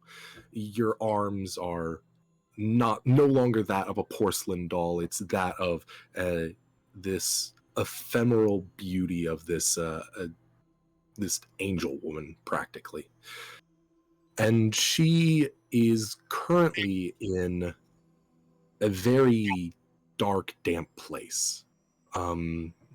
It seems to be a cave of some kind. Stalagmites are raised high, as well as stalactites. in the opposite direction. I only say that because I have completely forgotten which they do. Tights hold tight Really to easy way to the roof. Height to the ceiling, Yeah, right? and stalagmites reach up as high with all their might. Yeah, that's right. She is looking for something that you can tell. You can't really distinguish the feeling behind it unless you would like to probe deeper. But you get the sense that she's searching for something.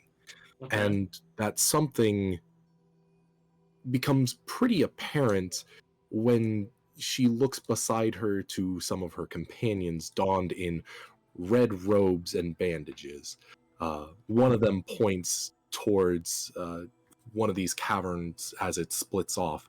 And a couple moments later, you see the large doors, a hatch to a very, very ancient structure. Fast forward to a couple months later, nothing of importance really flies by to you until you see this woman in a royal institute of some kind here in Etheria, the university here. She is taken down into one of the labs, and that lab is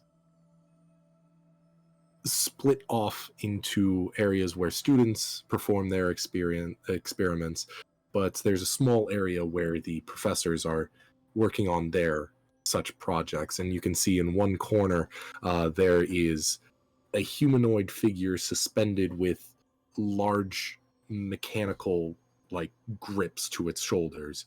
The mechanical form of this humanoid shape seems to judder and writhe a little bit as the professor, you can assume, is doing some adjustments to the back of its head. Pupae.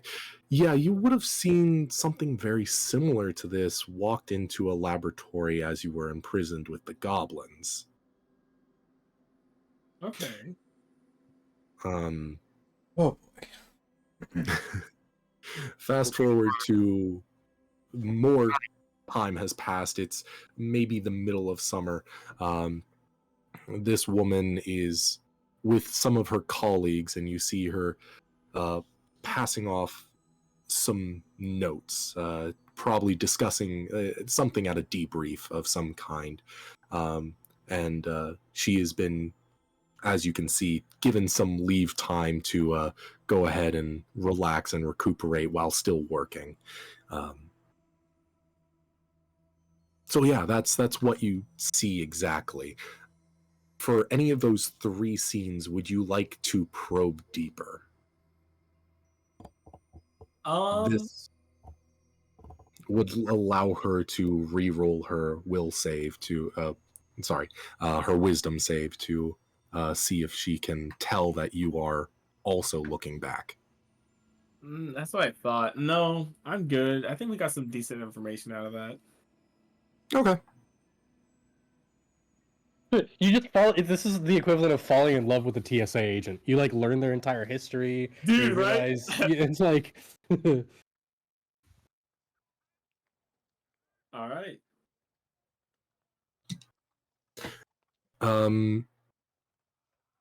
I also need you to, like I said, and this is a two-way street.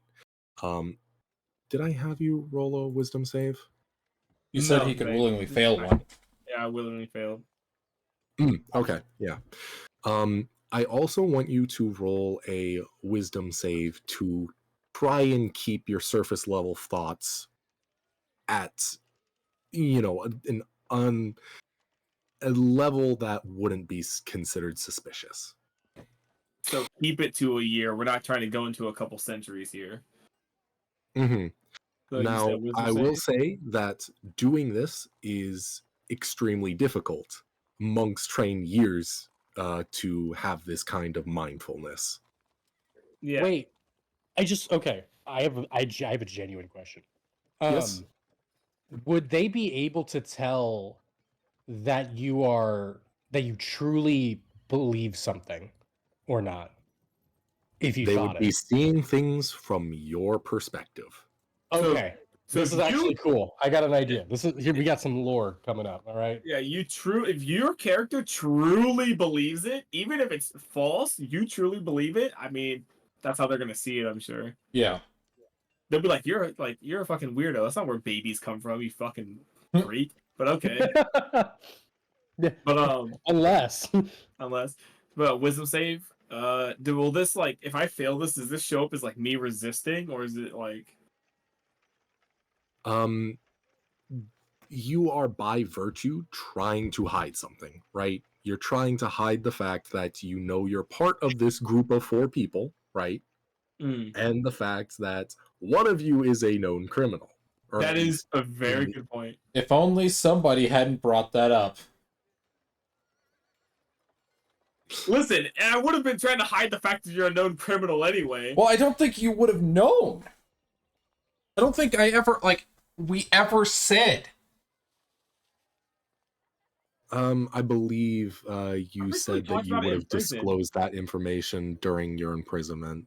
Yeah, I was like, I could have sworn we talked about it while we were imprisoned. Because you said something about having a lot of downtime, so a lot of time to vent about certain things, including your curse. The time with Alwyn and the curse and everything. I know I talked about the curse because like everybody kind of needs to know about that shit. But okay, whatever. I'm sure we would have talked about the time with Alwyn. Oh, it's hard. All right, let's roll it, I guess.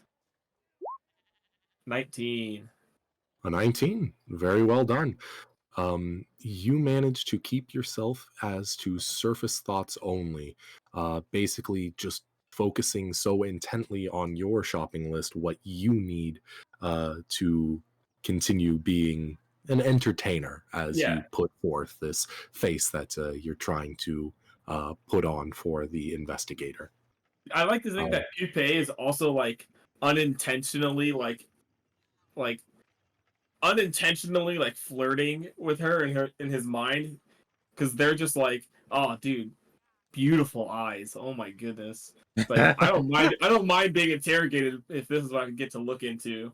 I would like to reiterate, her eyes, when I say are opalescent, they don't have pupils. They are literally just like gemstones inset into their eyes. Yeah, and I looking at jewelry. What's your point? Fair enough. Okay. As best as I can with blind sense. Let me make this very clear.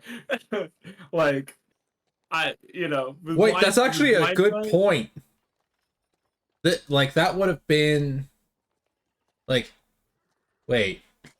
So yeah, okay. So with blind sight, it's more Pupae is like appreciating her form, like her physical form. Because I'm still a little confused on how blind sight works. Blind sight, basically how I think of it as Toph's seismic vision.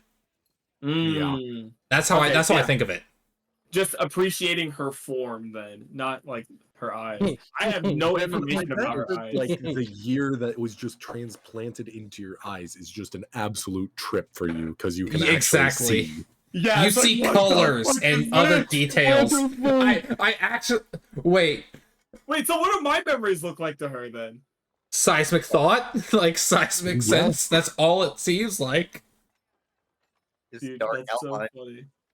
That's so funny, and like a lot of like touching to understand like the actual look of something. Yeah, like how like a blind person will like touch your like face or whatever and kind of get a sense of like your bone structure and everything. Yeah, so it's a lot of that too. Okay, so Jesus Christ. Also, keep in mind that you do get a glimpse at emotion unless you're probing deeper, which you get a deeper understanding of the emotion and actual thought and intent.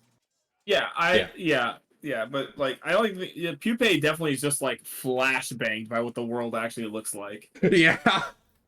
There's just Pupae absolutely like he just falls on the floor. So like dude just leans back in the chair, thoughts like the surface chuckle nuts. Big fast chuckle nuts.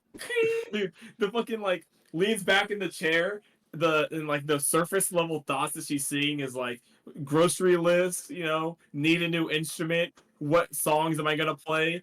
Man, she has a pretty nice figure. And what the fuck did I just see? Like I'm gonna be honest. I don't know how like hidden it would be because I think the fact of what the world actually looks like would be like a surface level thought as well for him. Yeah, You know what I probably. mean? So I don't know how hidden that would be, but otherwise, that's basically what's going through Pipe's mind goo. You see that Love kind of like backs up for a second and just kind of reels her head. You see her put her hands on her temples and just scrunch her face. Sorry, that doesn't happen very often. Sorry, ugh.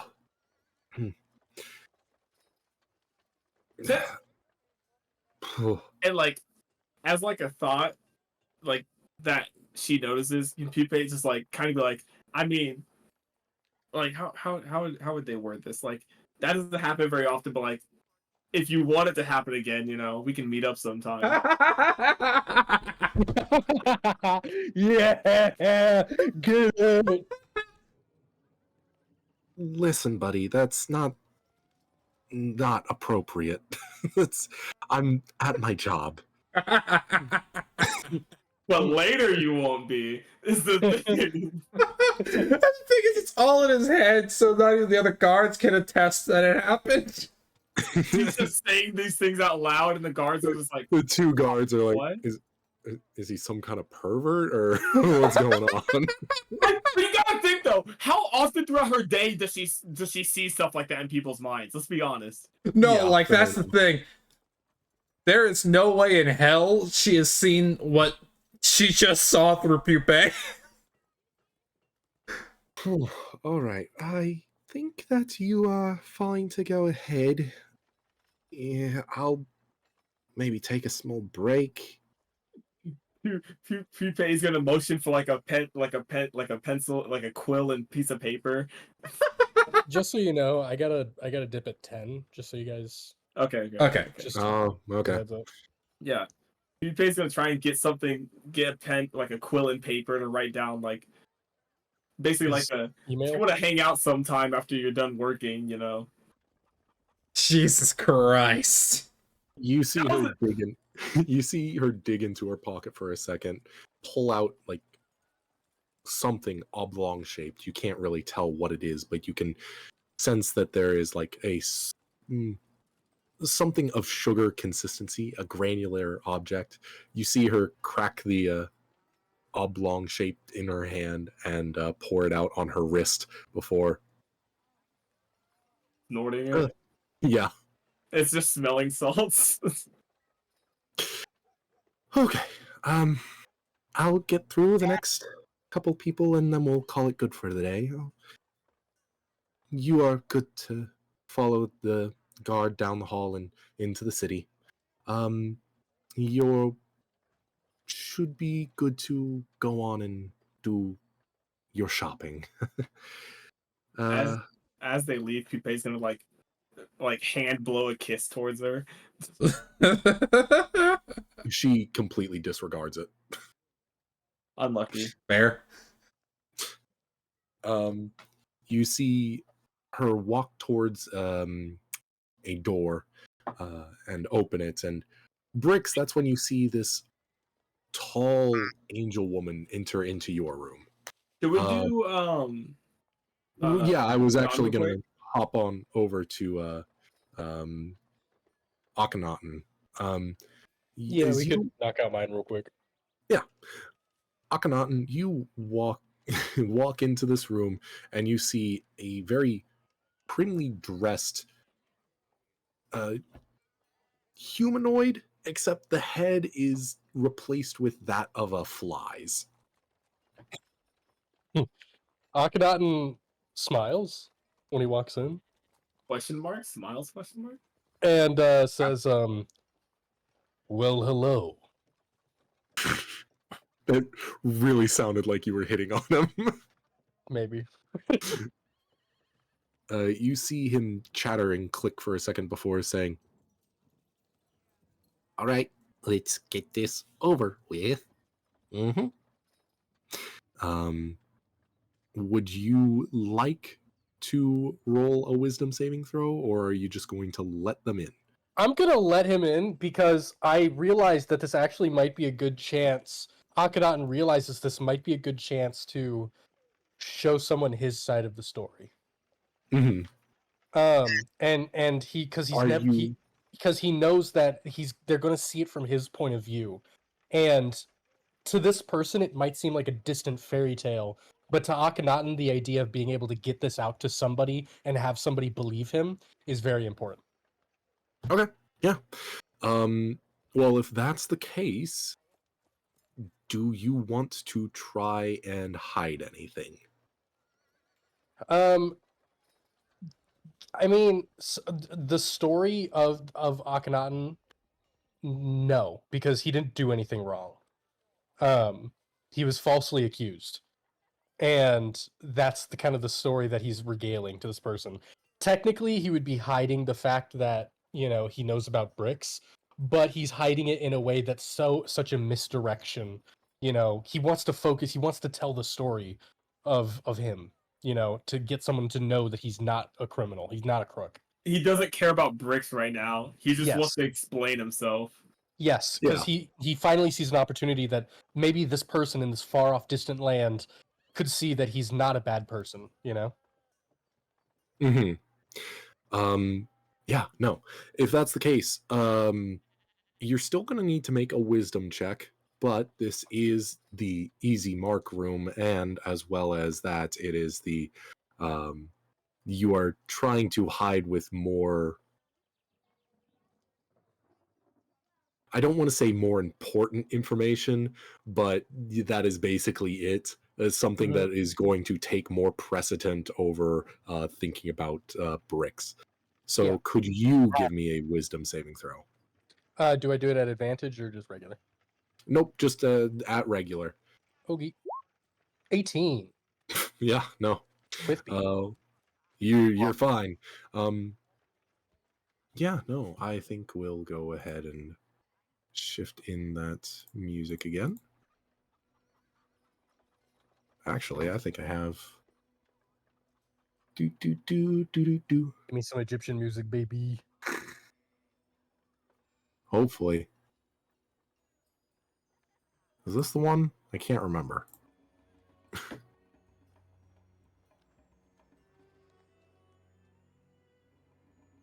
That sounds like Assassin's Creed Origins. Yeah, Yes. that's the one. Large sand dunes, we fly over them as this arid, hot desert of rolling dunes. It gives way to an oasis, this large lake that one could easily assume is a sea. In fact, it's disputed among scholars whether it should just be considered a sea, how large it is. At the edge of it is a civilization of many bricked houses and large monuments to the gods. We see Akhenaten. You are just doing your job. You're following the pharaoh on his way to important meetings and standing there, basically just looking tough. It's a younger You- Akhenaten, a bit thinner. Mm-hmm. The pharaoh is shrouded in gossamer and thinly veiled cloth that is almost see-through, and he is adorned in so many plates that make him almost look like a scarab.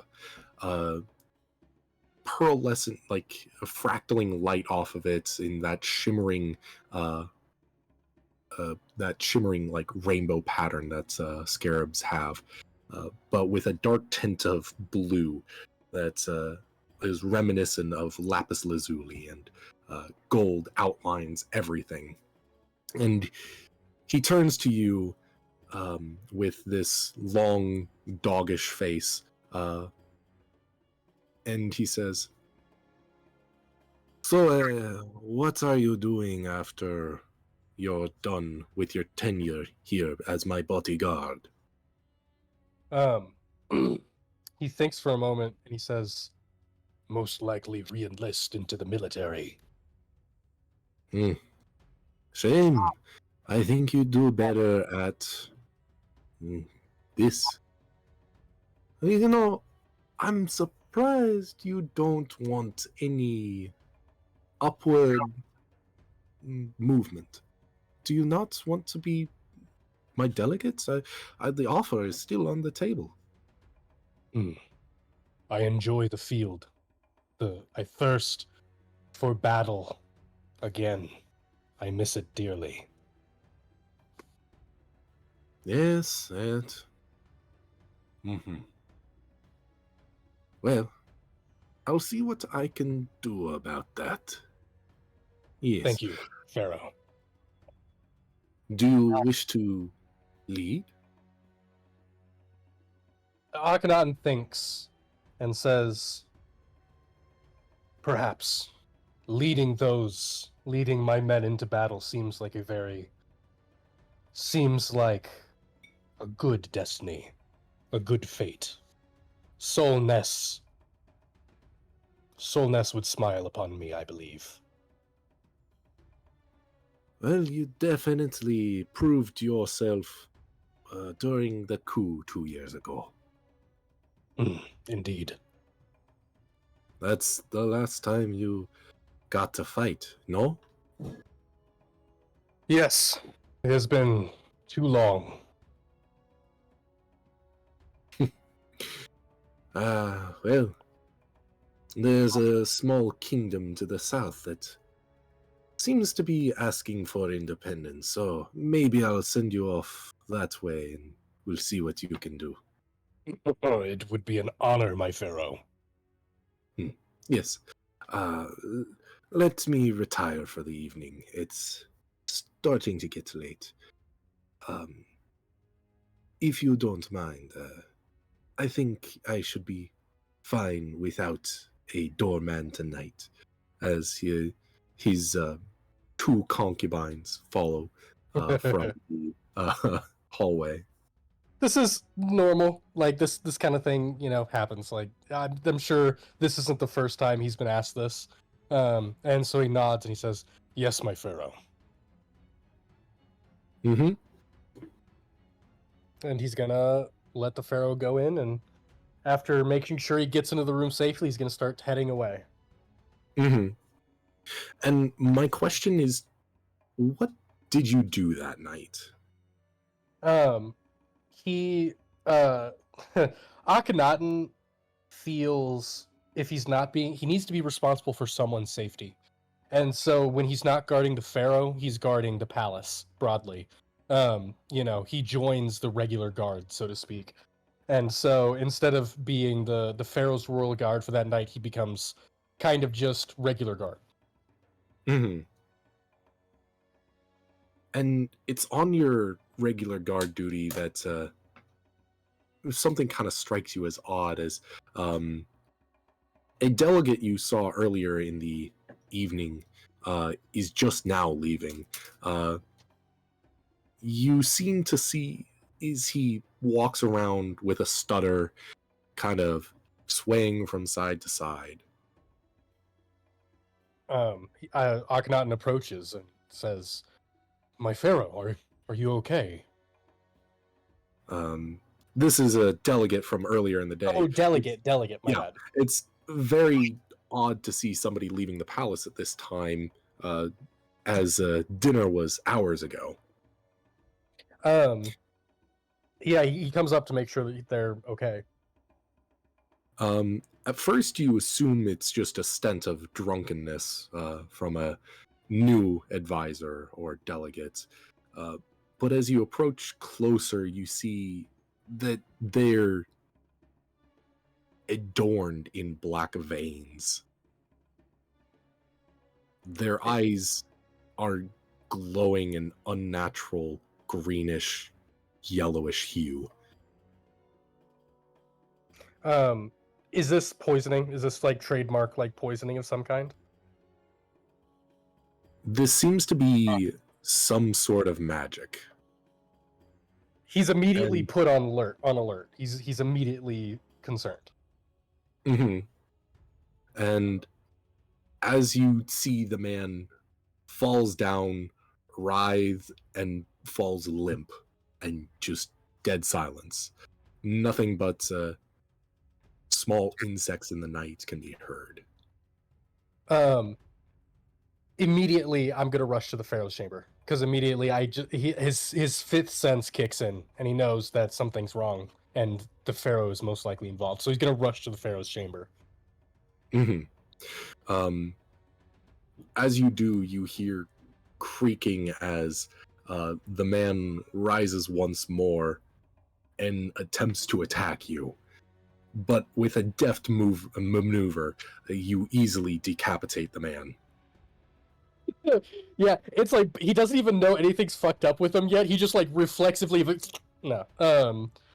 But yeah, immediately even more concerned. I'm gonna rush to the Pharaoh's chamber. You run to his chambers. Nothing separating you but a thick curtain. I rush through the curtain. You push it aside to be met by two concubines with knives in the same state as the ambassador, that of dark veins running across the entire body with hued eyes. I whip out my longsword and then I cast spectral weapon, and so another Kopesh appears. This kind of like spectral blue Kopesh, and I immediately set out to fighting these concubines, fighting these hoes. Fighting these hoes, indeed, as they are swiftly dispatched.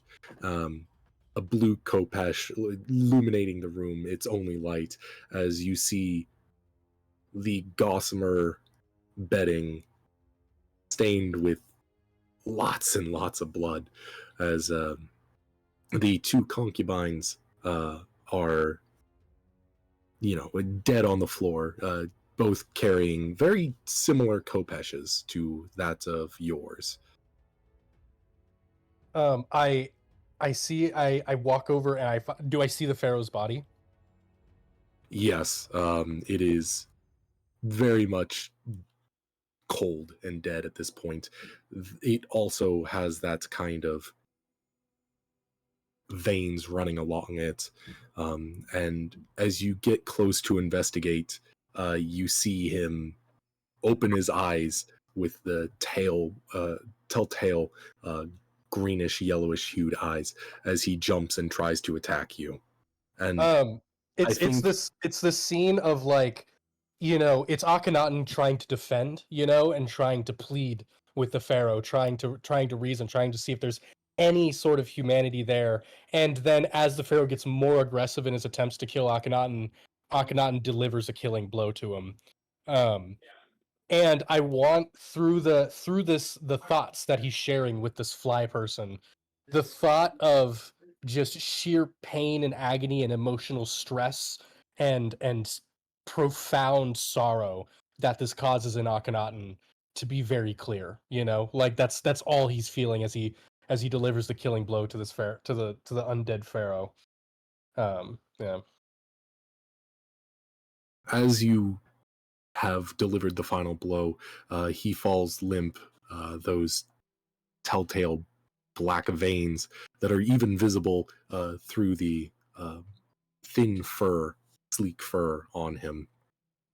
And you can tell after just half a second of looking at the bodies, despite what's happened to them, despite it being very clearly a magical influence, it looks a lot like you had poisoned a blade and attacked His Majesty and two concubines.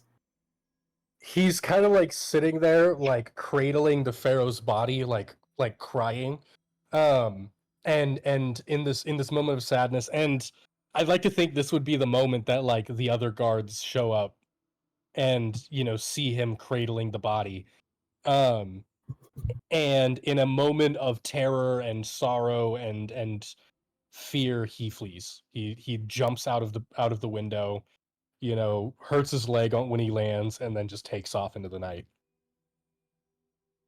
Yeah. And that's all what this fly person sees. He kind of stands up and goes,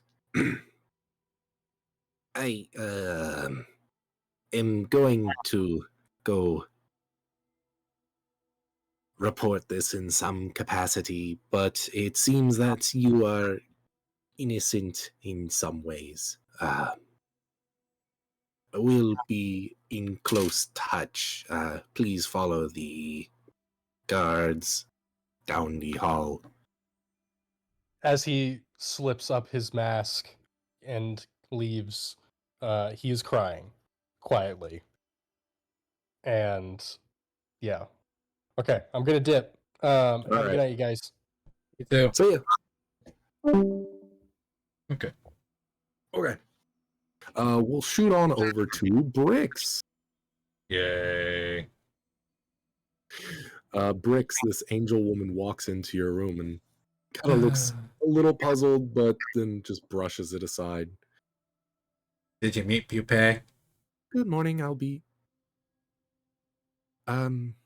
Yes, I did. She just kind of gives a quiet chuckle. Just kind of knowing. Traveling companion, he didn't seem to have any thoughts at the forefront saying so. Yes. No worries, it'll be registered. She pulls out a book and notes it. Bricks is just kind of with sitting anybody there. else? Yeah. The robot person, Menthro, and the large hooded person goes by the name Akhenaten, as far as I'm aware. Okay. They're over on the other side with. Whoop, she drops a pen. That's totally not because I just dropped it. That means he'll be over with Grizgug.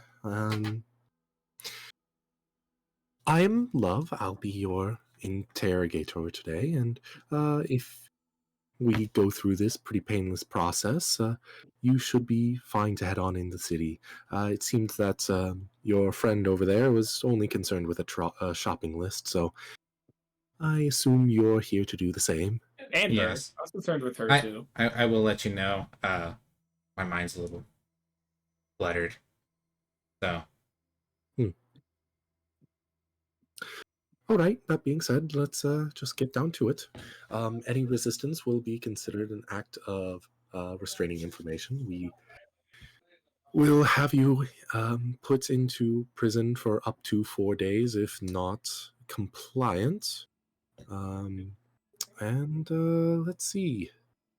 Nope, that should be it. So let's get started. So you're doing the same deal, right? You're trying to not resist the initial thoughts and let her come in, but you're trying to cloud it with frivolous information. Correct? Yeah. Okay. It's not going to go well, but it's a wisdom save. Yeah. Actually, you know what I want you to do? Roll chaos. Yeah, I want you to roll chaos.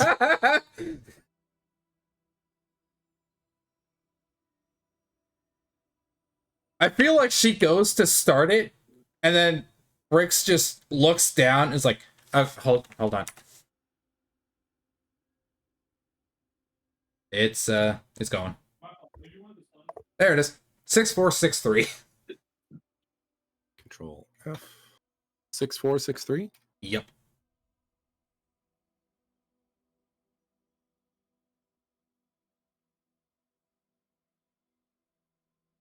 Oh, awesome.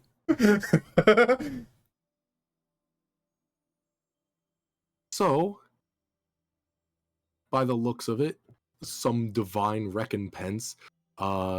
This woman, appearing to be unaffected, though just a little bit more menacing as she is now wreathed in golden flames. Bricks just kind of looks down, just like, hold on, wait a minute. Watches the glow fades, looks up. Oh god! Not just that, but the guards behind her are also wreathed in golden flames, subjecting you to a sense of judgment. Bricks has his hands up, just like, I don't know what I did. I didn't mean to do it. You've done nothing yet. Do they not see it? Huh? Do you not see the gold? They flame? appear unaffected. Bricks just kind of closes his hands and pulls them down, just like, you guys don't see that? And she looks up from her book. No. Should we be concerned? Klaus stands. Apparently not. No, you'll see it when you go through his memory. Right. Well, your judgment will be shortcoming. She closes her eyes and starts to think very hard as you go ahead and roll your wisdom save. I'm gonna roll another Tides of Chaos since you just gave it back to me. Yeah, Oh, thank God. 19. Yeah. I feel like as this is happening, Bricks' only thought is just a picture of what he just saw and just like, oh God, am I going crazy? Am I going I have a crazy? question. Why'd you roll advantage? Tides. Oh, Tides of Chaos. It's a save, not a check. Oh, okay. Attack roll, ability check, or saving throw. Skill. It's not a skill check specifically. It says or saving throws. Does that not include? No, I can do it on anything. Oh no! I meant okay. I'm talking about the exhaustion. That doesn't affect saving throws. No, that's stage 3. Okay. That's all I was wondering. Continue. Yeah. Yeah, I feel like Bricks is just sitting there with just that mental image of them all wreathed in golden flames. And he's just sitting there just like, what the fuck did I do? What did I do? Oh God, am I going crazy? Is this on my end? Is it on their end? I don't know. Oh God. At some point, you probably think that it is divine recompense. They are here to judge you for the afterlife at some point before the woman says, I'd like to think. Try this at another time. You seem to be only concerned with what's going on with us. Well, I have a lot of things I need to get done today, so here, let me. And he just kind of, if she's still in his head, she kind of just watches as everything just kind of zooms into one little ball, and then it just kind of bursts apart, and then it's just back to the random chaos of ADHD. All right, yeah. You saved against this, so I'm not gonna make you roll again. But all right. She would see a lot of shit. Mhm. A lot of chaotic shit. Yeah. Well, you are apparently good to go. We'll have the guards hold you and your friends there at the front gates. You'll be able to go into this. Oh, Jesus Christ. I need to exit off of that fucking tab. Please do. What we need to do is sometime this week, we need to sit down and just have you hash out whatever is up with your new mic. Yeah. I think I know what's the problem. I just need to get a longer cord. Okay. Anyway. All right. Yes, no. This woman wreathed in golden flames presents a very holy sense of Old Testament divine justice as she lets the two guards escort you out. I think Brooks's final thought before she enters is just, I guess this is what they mean when they say, do not be afraid. Okay. All right. And lastly, throw. Yep. It takes a minute before a bug person walks into your room. I'm just standing there, not really doing anything. Well, let's just get this done then. All right. Same deal? Basically, but instead of a shopping list, it's going through my mind of like repairs. Mm-hmm. Things that you need done. Yeah. So What I have a shit I need to question. fix? I have a question, right? Mm-hmm. I like to think this fly person looks at like Throw's head and is like, I can't make a connection for some reason. At first, then is like looks down towards like more where like Mint would be, and then it like trying to find like with the old bunny rabbit ear antennas trying to find a fucking signal. It's like the fuck. Why can't I get a? Oh wait, right there. Got it. Okay. Yeah, no, Handheld I metal. thought that mints what did reside in the head. Yeah, it's in I the don't know. head, but as far as I heard, it was like more kind of towards the bottom of the head, like kind of where the jaw is. Yeah, that's about where they would sit. Okay, yeah. So the fly guy would be looking at where the brain would normally sit, Like and would start like with get the eyes. and would like kind of get like a little bit of a ping, but not a full connection. Like wait, and just slow scan down. It's like, oh, right there. Are we good? We good? Can you see clearly? You got. All right, we're good. Right there. Don't move. Yeah, no, he uses his antennae to kind of source your mental faculties before settling in on your head. And I'm going to need you to go ahead and roll that wisdom saving throw. Yeah. Beat it. Oh my god! Yeah. Yes, no. The chattering of this fly person kind of ceases for a moment as you feel like wave after wave, the occasional beating of his wings to kind of just keep dust off of them, and interrupts this rhythmic flow into your head.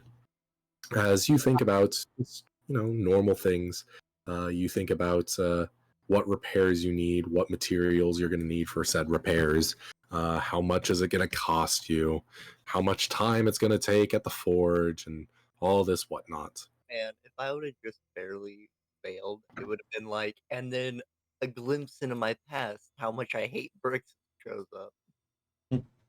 Bricks, that fucking criminal bastard. Just like just cursing his name, bro. Like that's what would give me away. This is outright. You're good to go. And how long will your group be here? I honestly do not know. I am going to be here until I can repair my suit. As I've seen Nice. that very well. I'll see you on your way out. Alright. Do I know what the fuck he is? I mean, as far as you're aware, a fly person. Yeah, but like, do I know the name of his species? You probably wouldn't. Is there even a species to compare him to?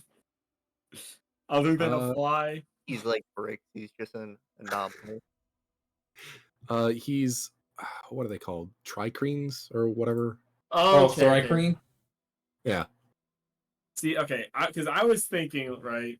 I was like, I did see into that lady's head with like the experiments and shit. Maybe he's an experiment that they did. I don't know, but that makes a lot more sense. Being a Yeah, no, Thrycreen, I always forget about the Thrycreen. actually. Yeah, understandable. With that, you are all let into the city, with the exception of Akhenaten, who seems to have been held up for a moment. He might be there for quite a while, and wondering if you all. He insists that you all go do your shopping while he waits for what he's doing. So, question, Aaron, Mm-hmm. what door does love come out of? Leave this poor woman alone. Love is still working.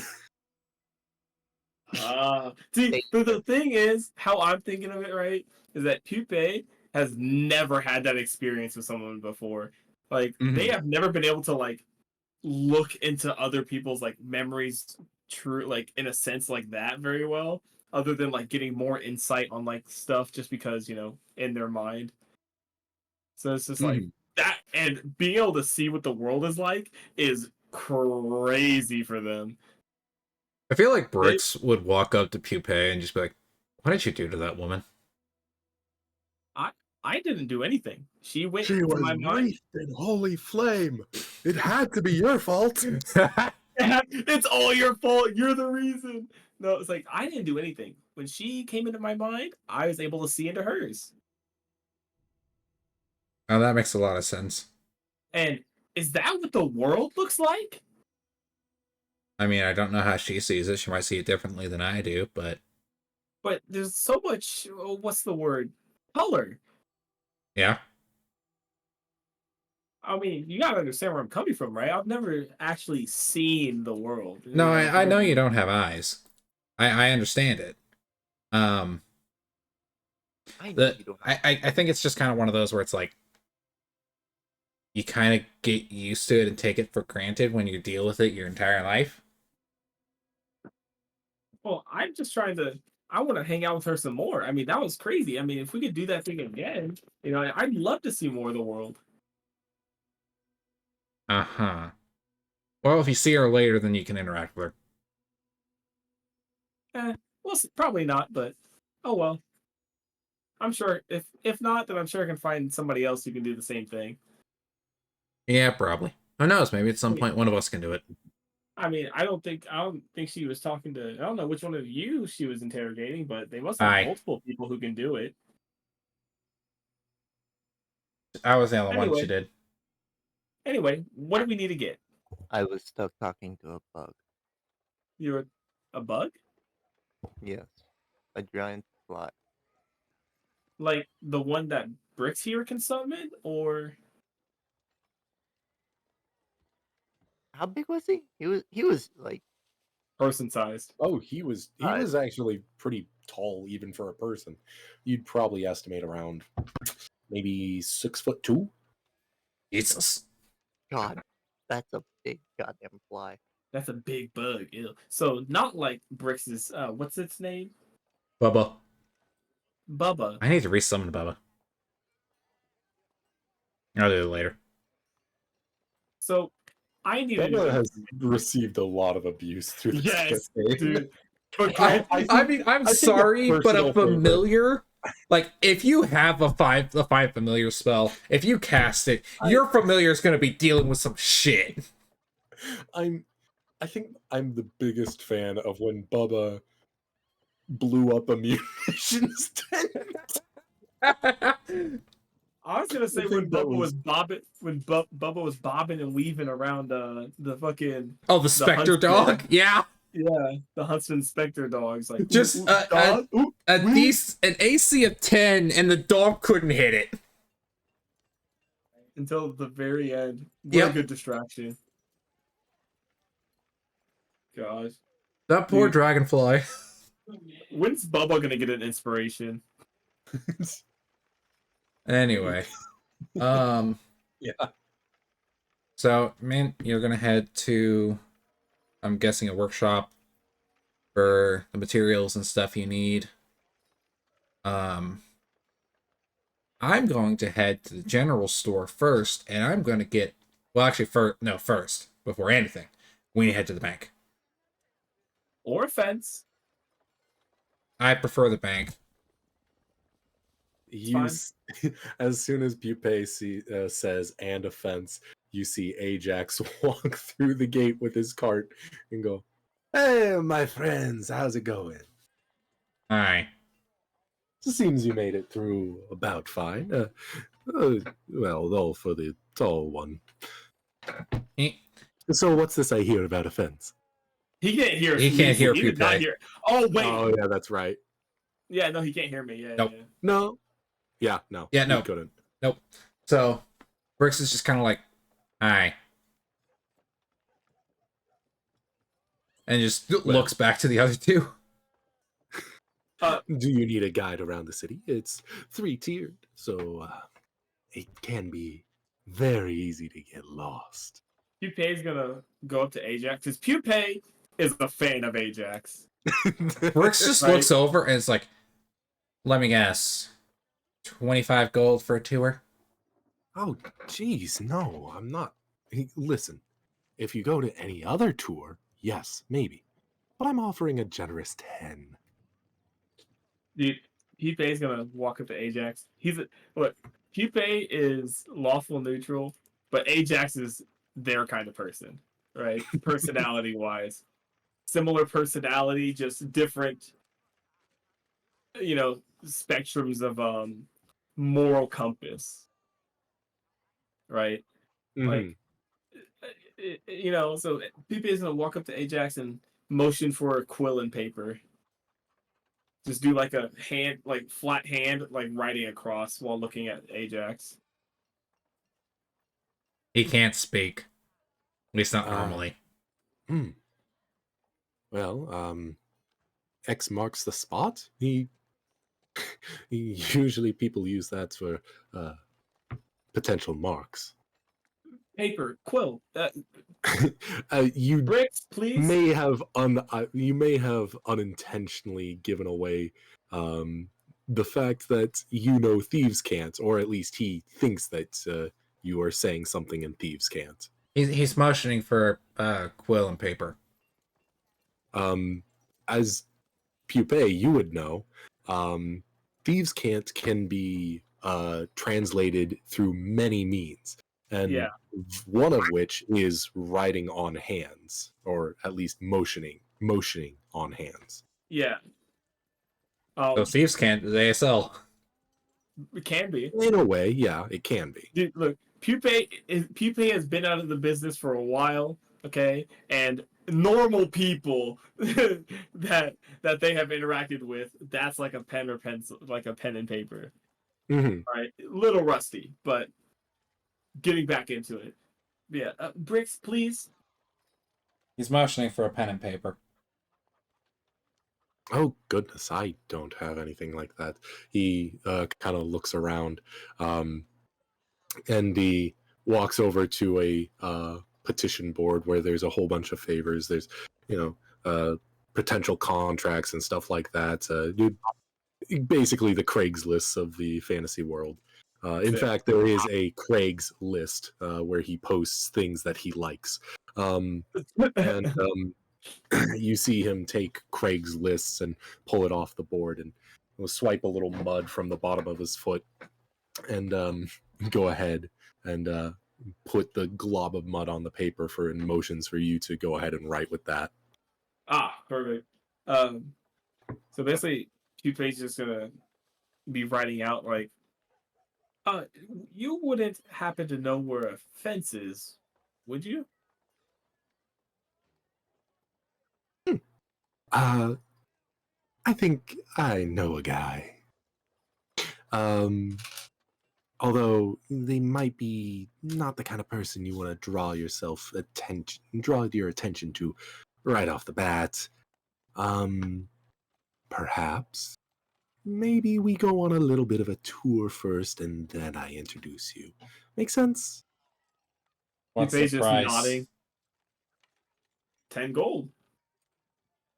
Another two is Yuppei's 10 gold. But what's the Yuppei's price gonna- for leading us to this gentleman? You can roll an insight if you like.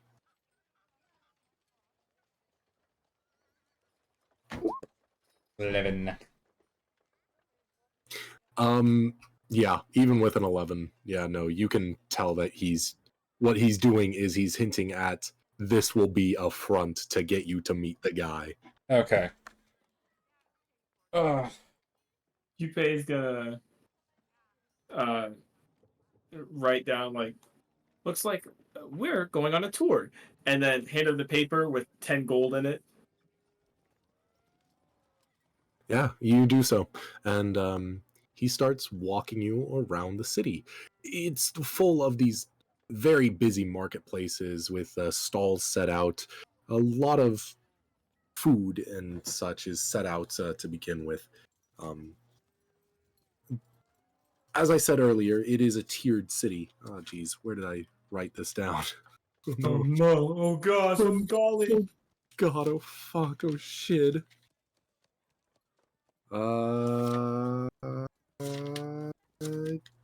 Gone forever, apparently. I could have sworn I wrote it down. Well, we're gonna go off of memory. Yes, this first ring is the mercantile ring. This is where all the official marketing and stuff like that is done. There are residents usually on top of these buildings, but largely the residency ring is the second tier, and the third tier is where all the governing of the city is done and the entire empire in general. You will find that down here in the mercantile ring are many, many different kinds of shops. Forges, workshops, scribes, there's alchemists, pretty much name it, they've got it. And as you see, Ajax is kind of, in a way, kind of orating a long and flowery speech about the history of the city and where things happened. He brings you down to a small little tavern here in the mercantile ring, and he opens it up, and you see that the atmosphere is kind of dull as of right now. It's very dead. Nobody's playing. There's the barkeep is going ahead and cleaning a glass, but as soon as Ajax opens the door, everybody's kind of lightens up a little bit, and the mood kind of raises a little bit. Not to a degree where people are cheering and hugging and in general just being rambunctious. It's just kind of lifted their spirits now that Ajax has entered the room. It's seeing that guy that always helps out, kind of talks to everybody, just kind of does that kind It's of the stuff. guy that fills in the shift. Yeah. isn't a dickhead about it. Yeah. Yes. And he gives a snap and a point to the bartender as he kind of nods his head to motion to head behind the counter, where he leads you down some stairs into the cellar itself. Well, actually, I should probably give you the choice to actually not go down there if you want. PPA's gonna follow. Fair enough. These are their kind of people. Brooks is not going to let anybody be by themselves, so he's following people. Mint. And is currently muted. Marching like an angry B2 battle droid, I'll follow. Roger, All right, all Roger. 3 of you follow into the cellar, where Ajax then goes over to a large container. Like, imagine a barrel, but multiply it by 10. It's incredibly big. And he motions you to kind of follow as he jumps into it.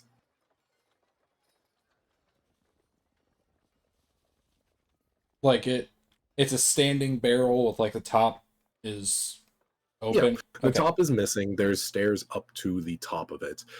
Usually this is where they would actually brew or at least start fermentation for whatever they're deciding to brew that alcohol. He motions you to come in as he hops down, and there isn't a sound of any splash or anything, so you can assume that it's dry. Brooks just kind of walks up the side of the barrel and down on the inside of the barrel because he's not walking on any stairs.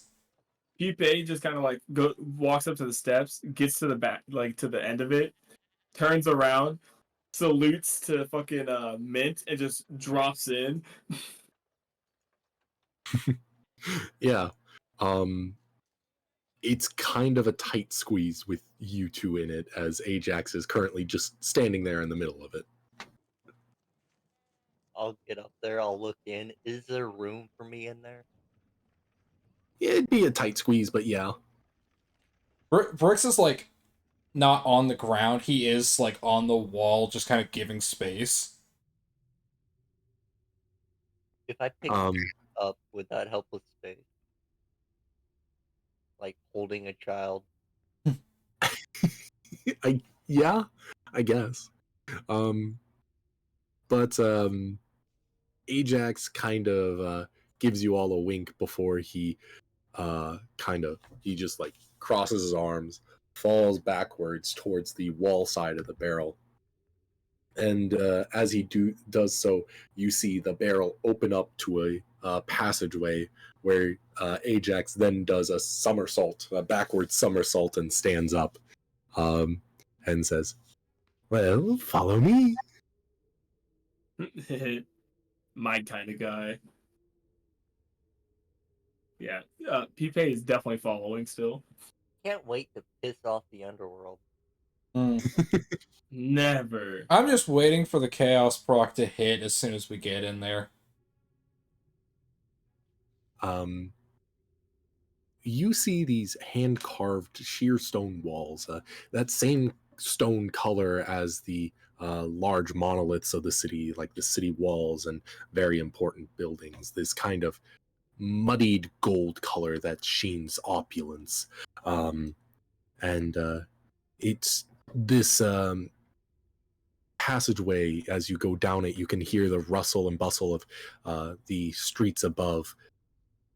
Before the steps start to get, you start to step down in deeper and deeper, and those muffled sounds get more and more muffled till they're barely audible. And you can only hear the brief wisps of air moving by, and occasionally the sound of water passing across a wall to the side of you. Sewers, maybe, you're not certain. But you eventually find yourself in a large opening, a cylindrical room, where it separates off into more and more rooms. In this cylindrical room, there are a lot of stalls, like a lot of stalls. People are crammed in here, ironically, with the cylindrical shape of this room, like sardines. Or canned tuna. They bustle across from site to site, doing whatever business needs to be done.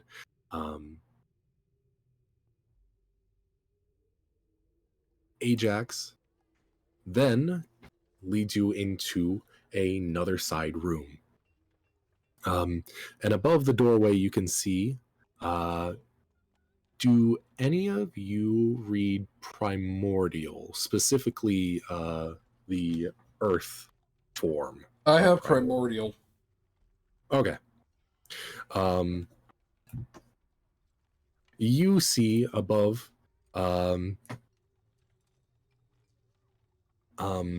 above this doorway that Ajax is leading you into, it says Blair's Benevolent Gems. And what that tells you, you're not quite sure. But as soon as you enter into it, you see a large assortment of gems. The acquisition of said gems, legality-wise, is very questionable, as they seem to be of very, very high value for as not high price as you would consider at first. And yeah, there in the back sits a Earth Genasi. He's got this kind of cracked mud texture to his skin, going all the way up to where his face smooths out that kind of mud texture. It's no longer cracked and brittle looking, though his face does seem to be roughed up, as he looks like he is a boxer of some kind. He is very stern and stout in his build. And this is kind of contrasted with the blush color of his face compared to the almost salt flats looking color of his skin.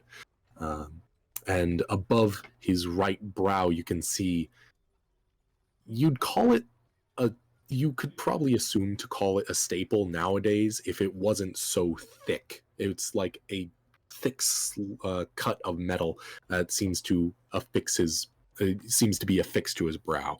And you can assume that this man is Blair. And Blair goes, Ajax, bring me more customers.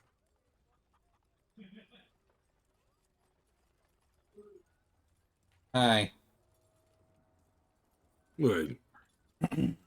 Like, has to look like stand up a little bit to see you there on the ground. Yes. What can I do for you? Bricks kind of like motions to Mint to like basically empty the Whoa, hold on now. Let's just do one bar for now. Okay. Yeah. So Brooks will kind of reach in, pull out a gold bar, and just plop it on the counter. He pulls out his little magnifying glass, and puts it close to his eye and inspects the gold.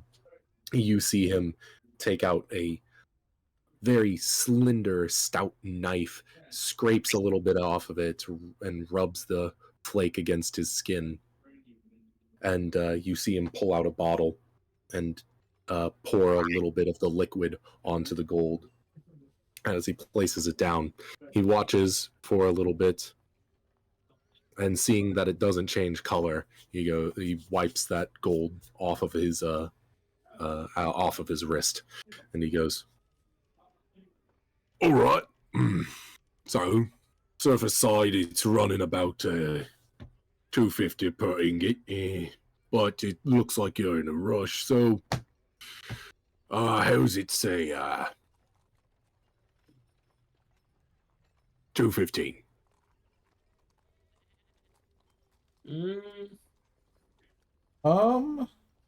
Is there any kind of check that I can do to be like he's bullshitting us? Yeah, you can roll me in. I'd say either an insight check to see if he's lying, or a probably just a straight intelligence check to see if that's really the value of what it is up surface side. Oh yeah, 21. Okay. Why that he would be lying. based on the information that you can just pull out of your head, from the signs that you saw as you passed by, it would stand to reason that, yeah, 250 sounds very close to what it would be going topside. That's your best estimate off of just seeing the price of other objects as you passed by. You didn't see the price of a gold ingot in a storefront or anything like that. Fair enough. And also, I got a 12. I didn't see that at double click. Oh, well, you would get the same information. Yeah. We had 15 of those, right? 16. 16. You have 16. Damn. Real quick, can Pupe like Pupe is gonna motion for the guy's like hand, Blair. What? I can pair it. Bricks, can you please ask him if it'd be okay if I connect with him? Brooks kind of just looks over to Blair. Our buddy here can't talk normal. He needs to. This is gonna sound really weird, but bear with me for a second. He basically needs to connect with you with a little glob of gunk that's gonna kind of crawl into your head. He kind of looks pensive, kind of like presses his thumb to his lower lip for a second and goes, wags his finger. I think I've got a better idea. You see him walk towards one of the cases, and he hands you a circlet that go over someone's head, and hands it over to Pupe. Now, Ajax, if they run, kill him. That's a very expensive item. Bricks actually will do something. As a show of faith, this staff, it's not exactly worth a lot, but it is my casting focus, and I'll basically just drop everything I have on the counter in front of him. So you have everything there of mine, and you can. I also can't run very fast, so I can basically be used as leverage in case he runs. Well, that depends on how much your friends here like you. Anyways. One hates me. The robot hates me. the one that you gave the circlet to actually does somewhat like me. Well, I like everyone, regardless, so otherwise. Maybe put that on and give it some time. It needs a little bit of time to warm up. Give me 1 second. Yo. So in the meantime for that, Bricks would he would actually pop over to Primordial for a second. And be like, okay, I have a question for you. It's about this guy Ajax. Is he actually like a decent guy?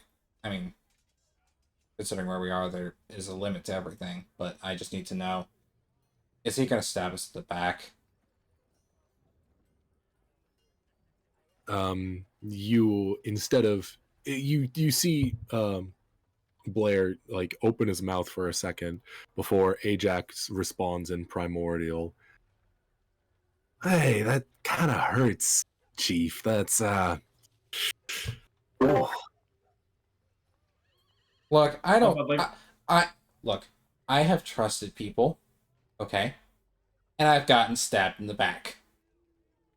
I'm sure you have. We all have, right? Isn't that right, Blair? He throws his arm around Blair. People like you have stabbed me in the back more often than others.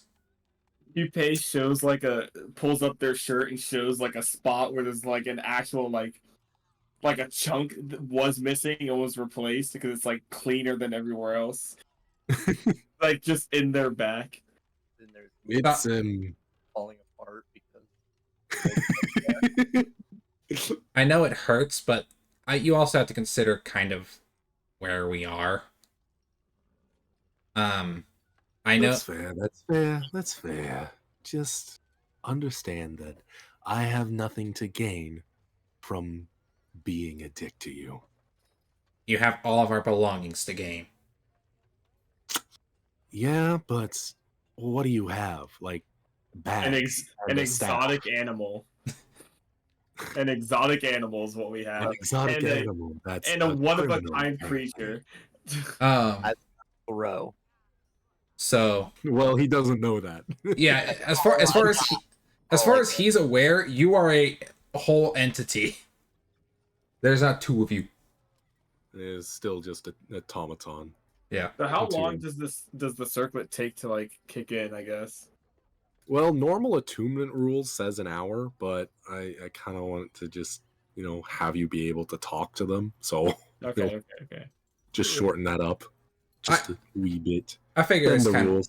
yeah, it's also kind of one of those, like, I figure this conversation between Bricks, Ajax, and Blair would kind of be like the warm-up time, and just kind of Bricks going, look, I don't mean offense, but it is one of those where I am sick of trusting people. So I understand, but you gotta you just think of things from my perspective. I go ahead, give you a beautiful tour of my lovely city, and bring you to a trusted friend who's giving you a very reasonable price on your goods that, well, we can't assure the legality of how you obtain them. by goblin law, we stole them. By everybody else, it's spoils of war.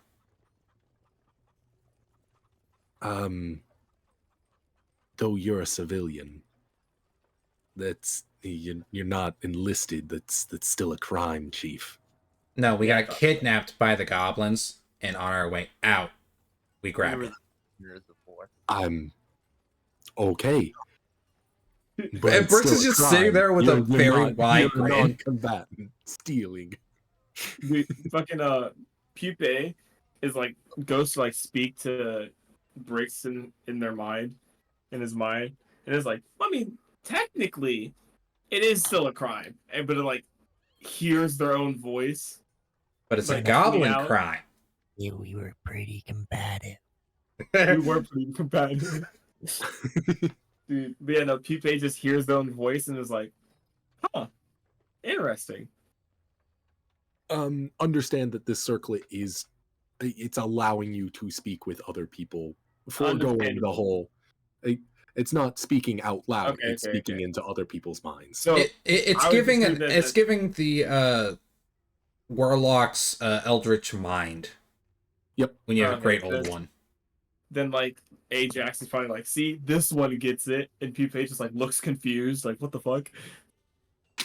yeah, pretty much.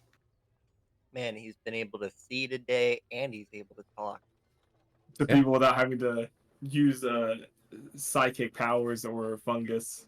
Blink, blink. How much is that? Oh, the circlet? Yes. Oh, I don't know. How much is it, Blair? Mm-hmm. Yeah, crosses his arms. More than 1 bar of gold. Well, this isn't the only one we have. So if you give us a price... He said 215. That's not bad. I've been to other fences that offer way less. You see Pupae, you see a little tag fall in front of your face, and you can't read the tag, but anybody else can see that there is a price tag on it for 2,500 gold. That's a lot of money. That would be literally 2/3 of what we got. Because for the price he's offering us, if we were to sell all 16 bars, we would get 34.40. I think Pipe would stick to just forcibly entering people's minds. Fair. Yeah, that sounds really consentive. Yeah. Okay. Are we really looking for anything expensive? I mean, most of our stuff is run-of-the-mill shit that we're trying to buy. I mean, So it's kind of one of those where having the extra money would, well, okay. So I have track of currently all of our gold.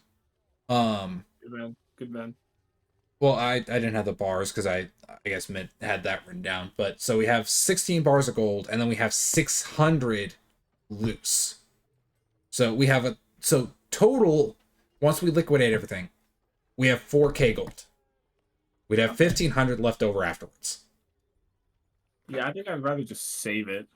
yeah, that's fair. So yeah, especially because the thing is, the three of us have to get a full restock. And we don't know how much that's going to be. If we were just here for some rations and, to check out some shit, I would be a lot more willing to drop that much money. But it's just the fact that, we need everything right now. Yeah. Blair, sir. Would I, by chance, would we be able to? How would the price be affected depending on someone's organization affiliation? Well, that depends on the organization. If you're part of the Adventurers Guild, you can probably expect my prices not to be so generous. No. Fair. I was thinking more of a slightly older underground organization. There's several of those.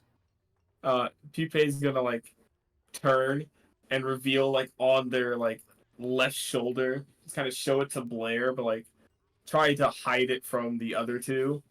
Just show Roll me a sleight of hand check, please. Okay.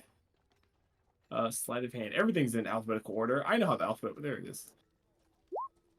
23. Holy shit! Yeah, no, I cannot. No. You're going against their passives. No. Yeah, you're good. Yeah. Okay. Pupe just reveals their on their left shoulder. It just reveals their not necessarily a tattoo since the skin's porcelain, or some form of porcelain. It would be an engraving. Glazed on. Yeah, a glaze on, the symbol of their old Assassin's Guild that they're a part of. That Well, I haven't seen that in a while. Ajax, you keep an eye on this one. He's special. As for the price of the gold, I'll chip in an extra 5. You gotta understand I need to make some kind of profit as well as use some of it for materials. Oh, of course. An extra 5 gold for each bar. So yeah. That brings it up to about 220. Oh, that is quite generous of you, Mr. Blair. I'm aware, but you understand. I might need to call upon you if that's the case. Okay. That works for me. So what are we saying? Just go ahead and drop everything here? Or is the gold bars and liquidate it all? Might as well, because again, if they ask where we got the gold from, considering I can't speak to the average person, and also, I just don't think it'd be the best choice. Because I don't know what Mint deception and stuff is. Lying to a bank might not be the best idea. Yeah. I mean, I have a +4 to everything, but all right. So yeah, I guess we dump all 16 bars. All right. Go ahead. add that gold to your collection, the cumulative collection. You can Yeah, I'll remove distribute it how you like. If you'd like to set aside gold for So Akhenaten, or if you'd yeah. like to whatever. So all the gold pulled together is 41.35. Divide that by 4. Everybody gets 10.33, and there is 3 gold left over, which I think would just go to 1 to each of us. So Akhenaten will get 133, and then the rest of us get 134. So 1034. 10.34, yes. Okay.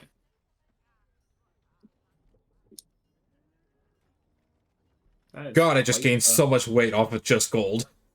Oh yeah, no, it's heavy. I mean, I have nothing currently, but that was like a third of my max capacity. Jesus. Okay. And then I am just going to real quick in session text up at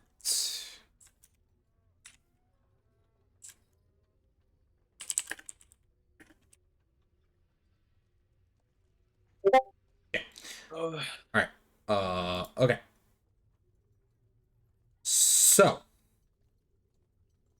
while we're here, okay. Now that that's out of the way, I need a diamond that is priced, a spellcasting diamond if you have any, that its material cost is 100 gold. And how big do you want it? Something like probably easily fit in my hand. Hmm. If it's bigger, that's not a big deal. It doesn't need to be a perfect. It doesn't need to be a good diamond. It just needs to be worth 100 gold. Mm-hmm. And any particular cut? No. No. All right. As far as I've experienced, that doesn't affect spellcasting much.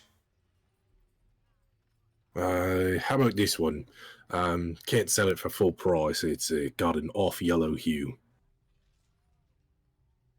How much? So it's about 150. Okay. I will. All right. Yep, I will do that.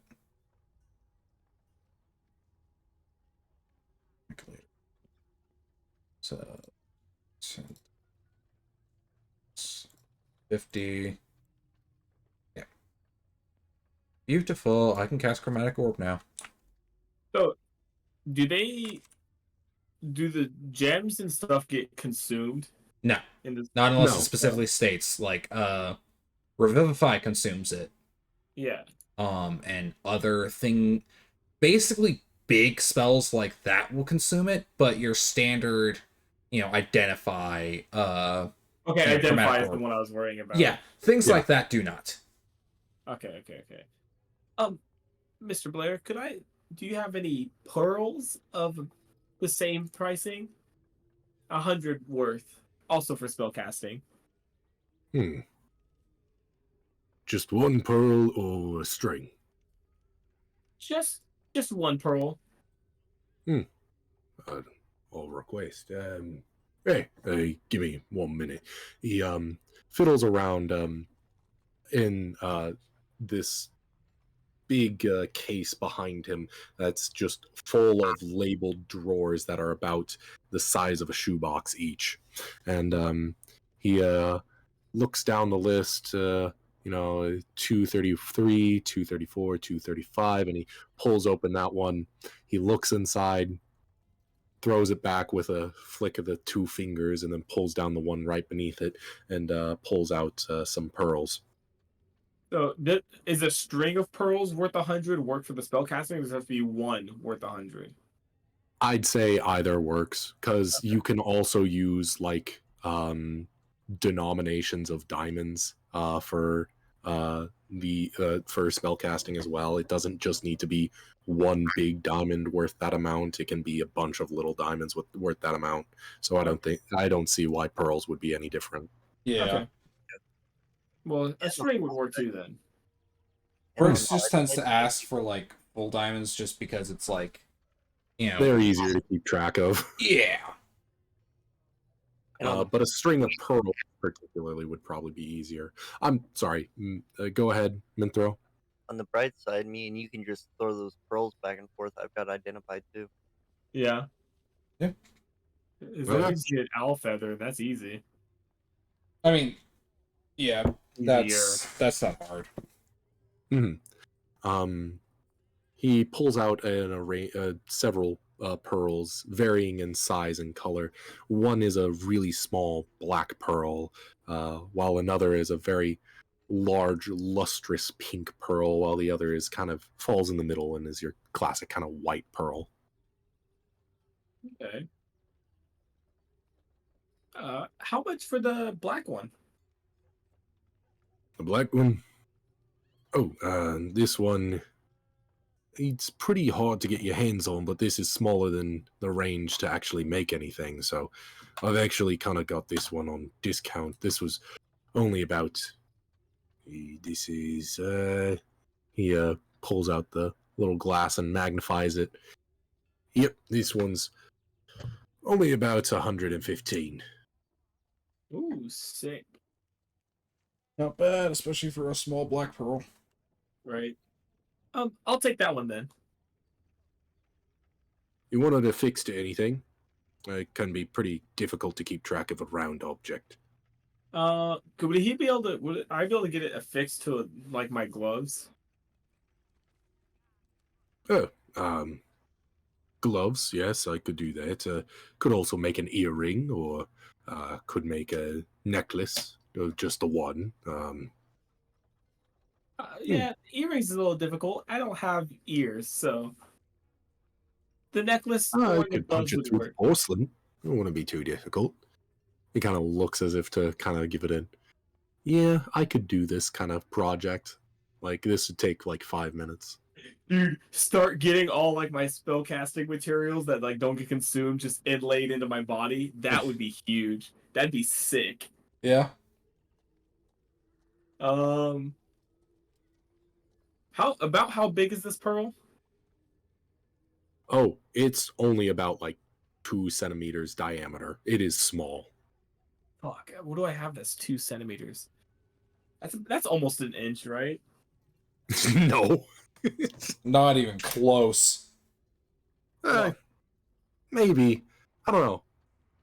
Well, Actually, no. That is it's like about, almost an inch. Yeah, that's almost an inch. That's actually a lot bigger than I was assuming. Yeah, no, two probably centimeters. 1 centimeter is probably closer to what I was thinking. Okay, I was about to say because it's like 2.8 or 2.7 that centimeters. That's an inch. Yeah, no. I hate Imperial.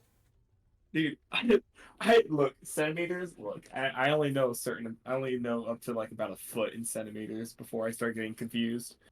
I'm only really a huge fan of it in everything other than temperature, because I do really like Fahrenheit because I think it's more personal to the human experience. You don't... Temperature in Celsius is kind of finicky when you're trying to apply it to how it's supposed to feel outside. Yeah, because there's not a lot of variation. There's a big variation between degrees. Anyways, yes, no, this pearl is only about 1 centimeter diameter. Okay. Where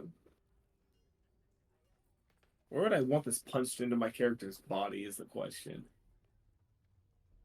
Because now you got me, because that sounds sick. Why not get an earring? I think it'd be cool. You could have it put in like on your mask. Kind of have it climb.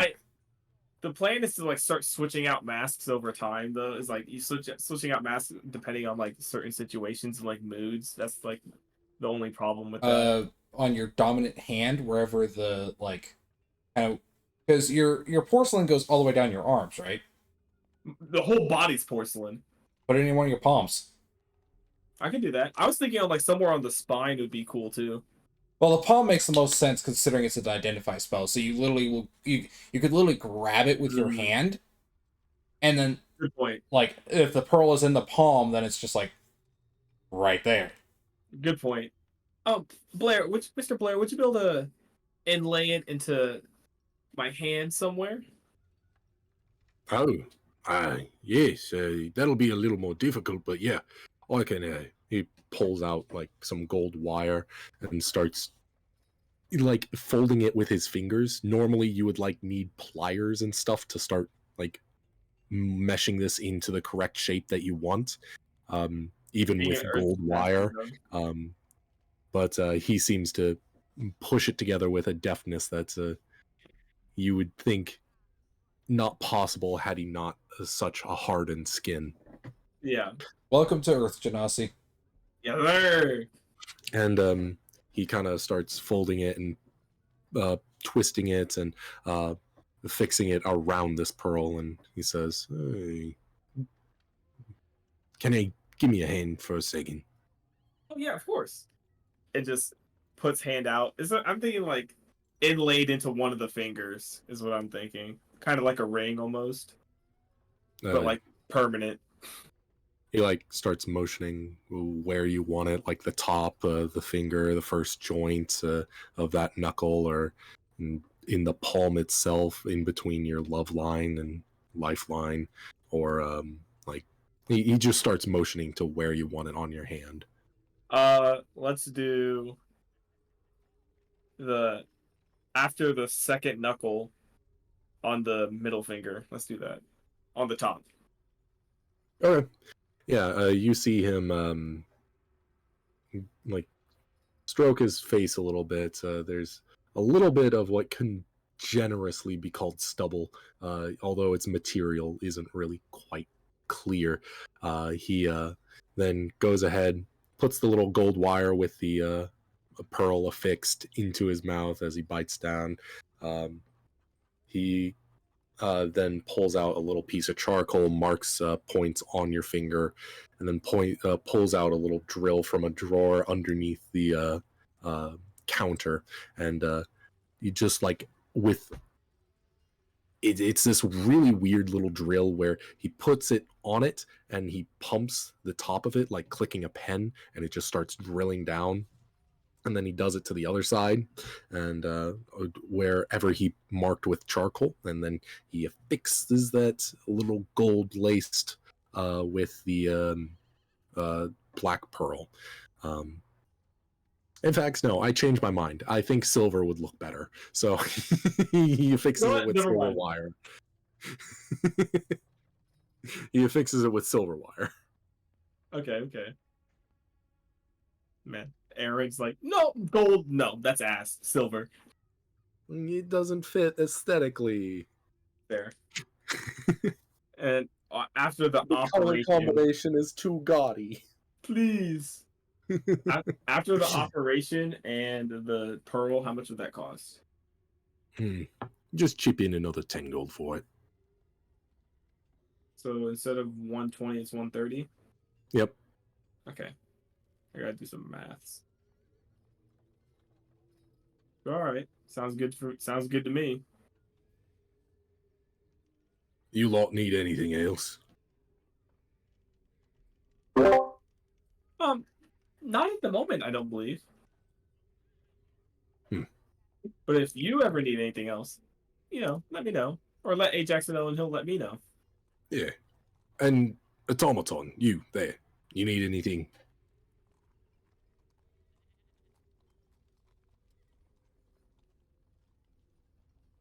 I'll take your silence as a no. Sorry, I was replying to James. Yeah. You asked if I needed anything? Yeah. Not from this guy. No, not really. All right. Well, if that's the case. Yeah. You can peruse if you'd like. But if that's all, I'll be just doing my own thing over here.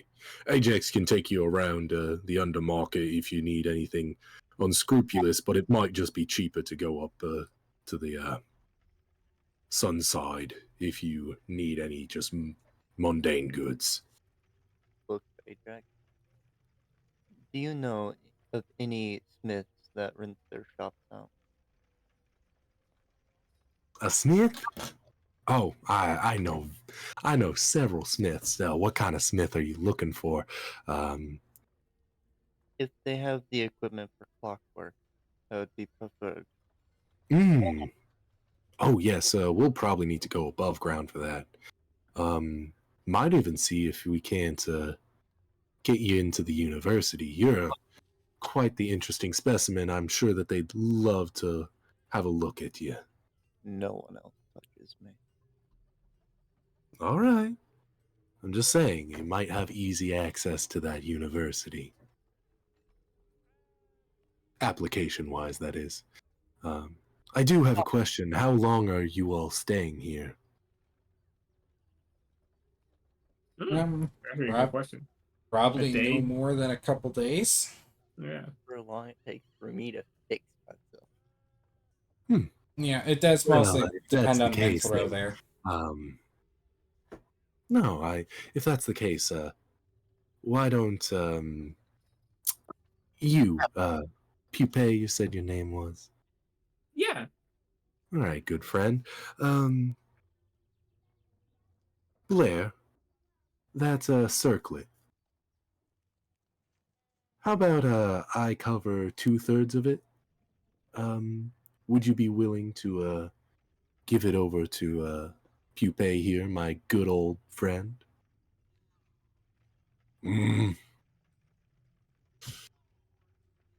Well, considering that you're kind of my lifeline for that a little bit. 2/3 of the price. Yeah, you don't need to pay none. Actually, I'll just take the rest off of your next paycheck. Pleasant doing business with you. Can I roll You can go ahead insight and- on Ajax? Yeah. I want to know why he's doing this. He's the boss. 6, never A mind. 6. Out of the good of his own heart. I'm sorry. I don't think Brooks would even think that for a second. Like, even still, with a 6 on insight, you can't tell his motivations, but you do have suspicions about it. yeah, because I'm sorry, no man like this does anything out of the goodness of his own heart. What do you mean? I also feel like this is DM being like, I don't want you to be to where you can't talk to everyone anymore. A little bit of that.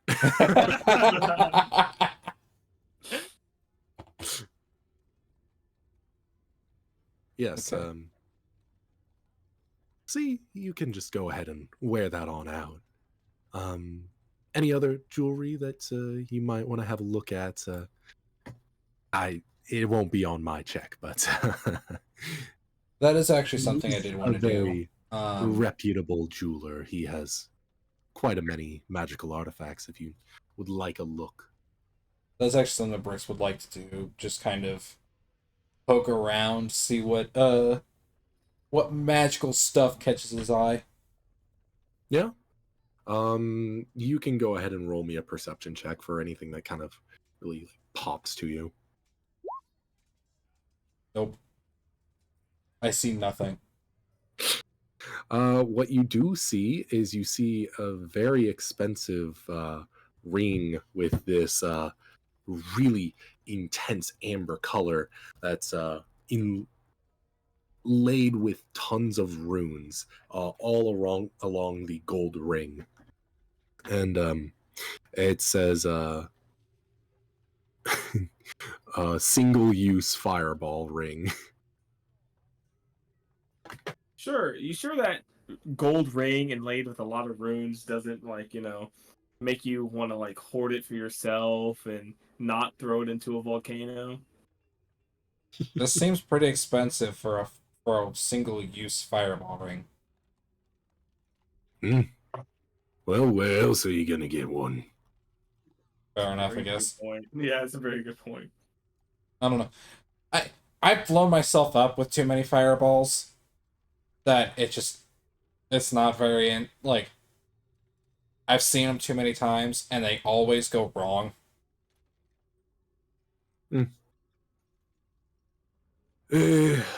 Well, that's the risk you run, I guess.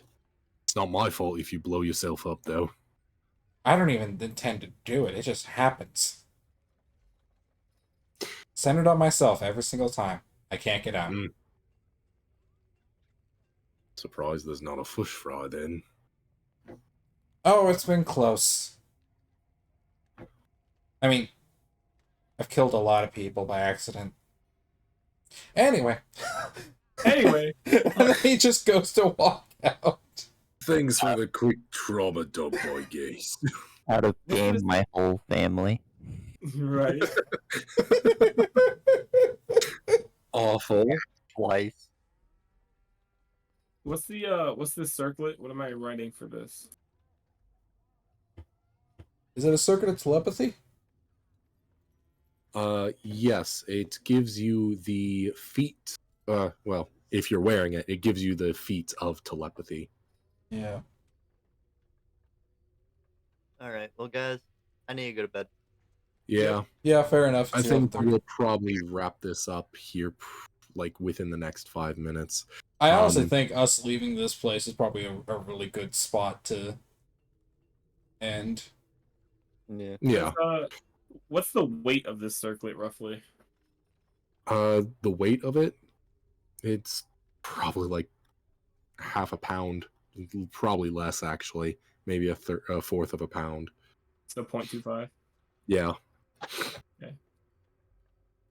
Just want to know. Yeah, I want to keep my weight in order.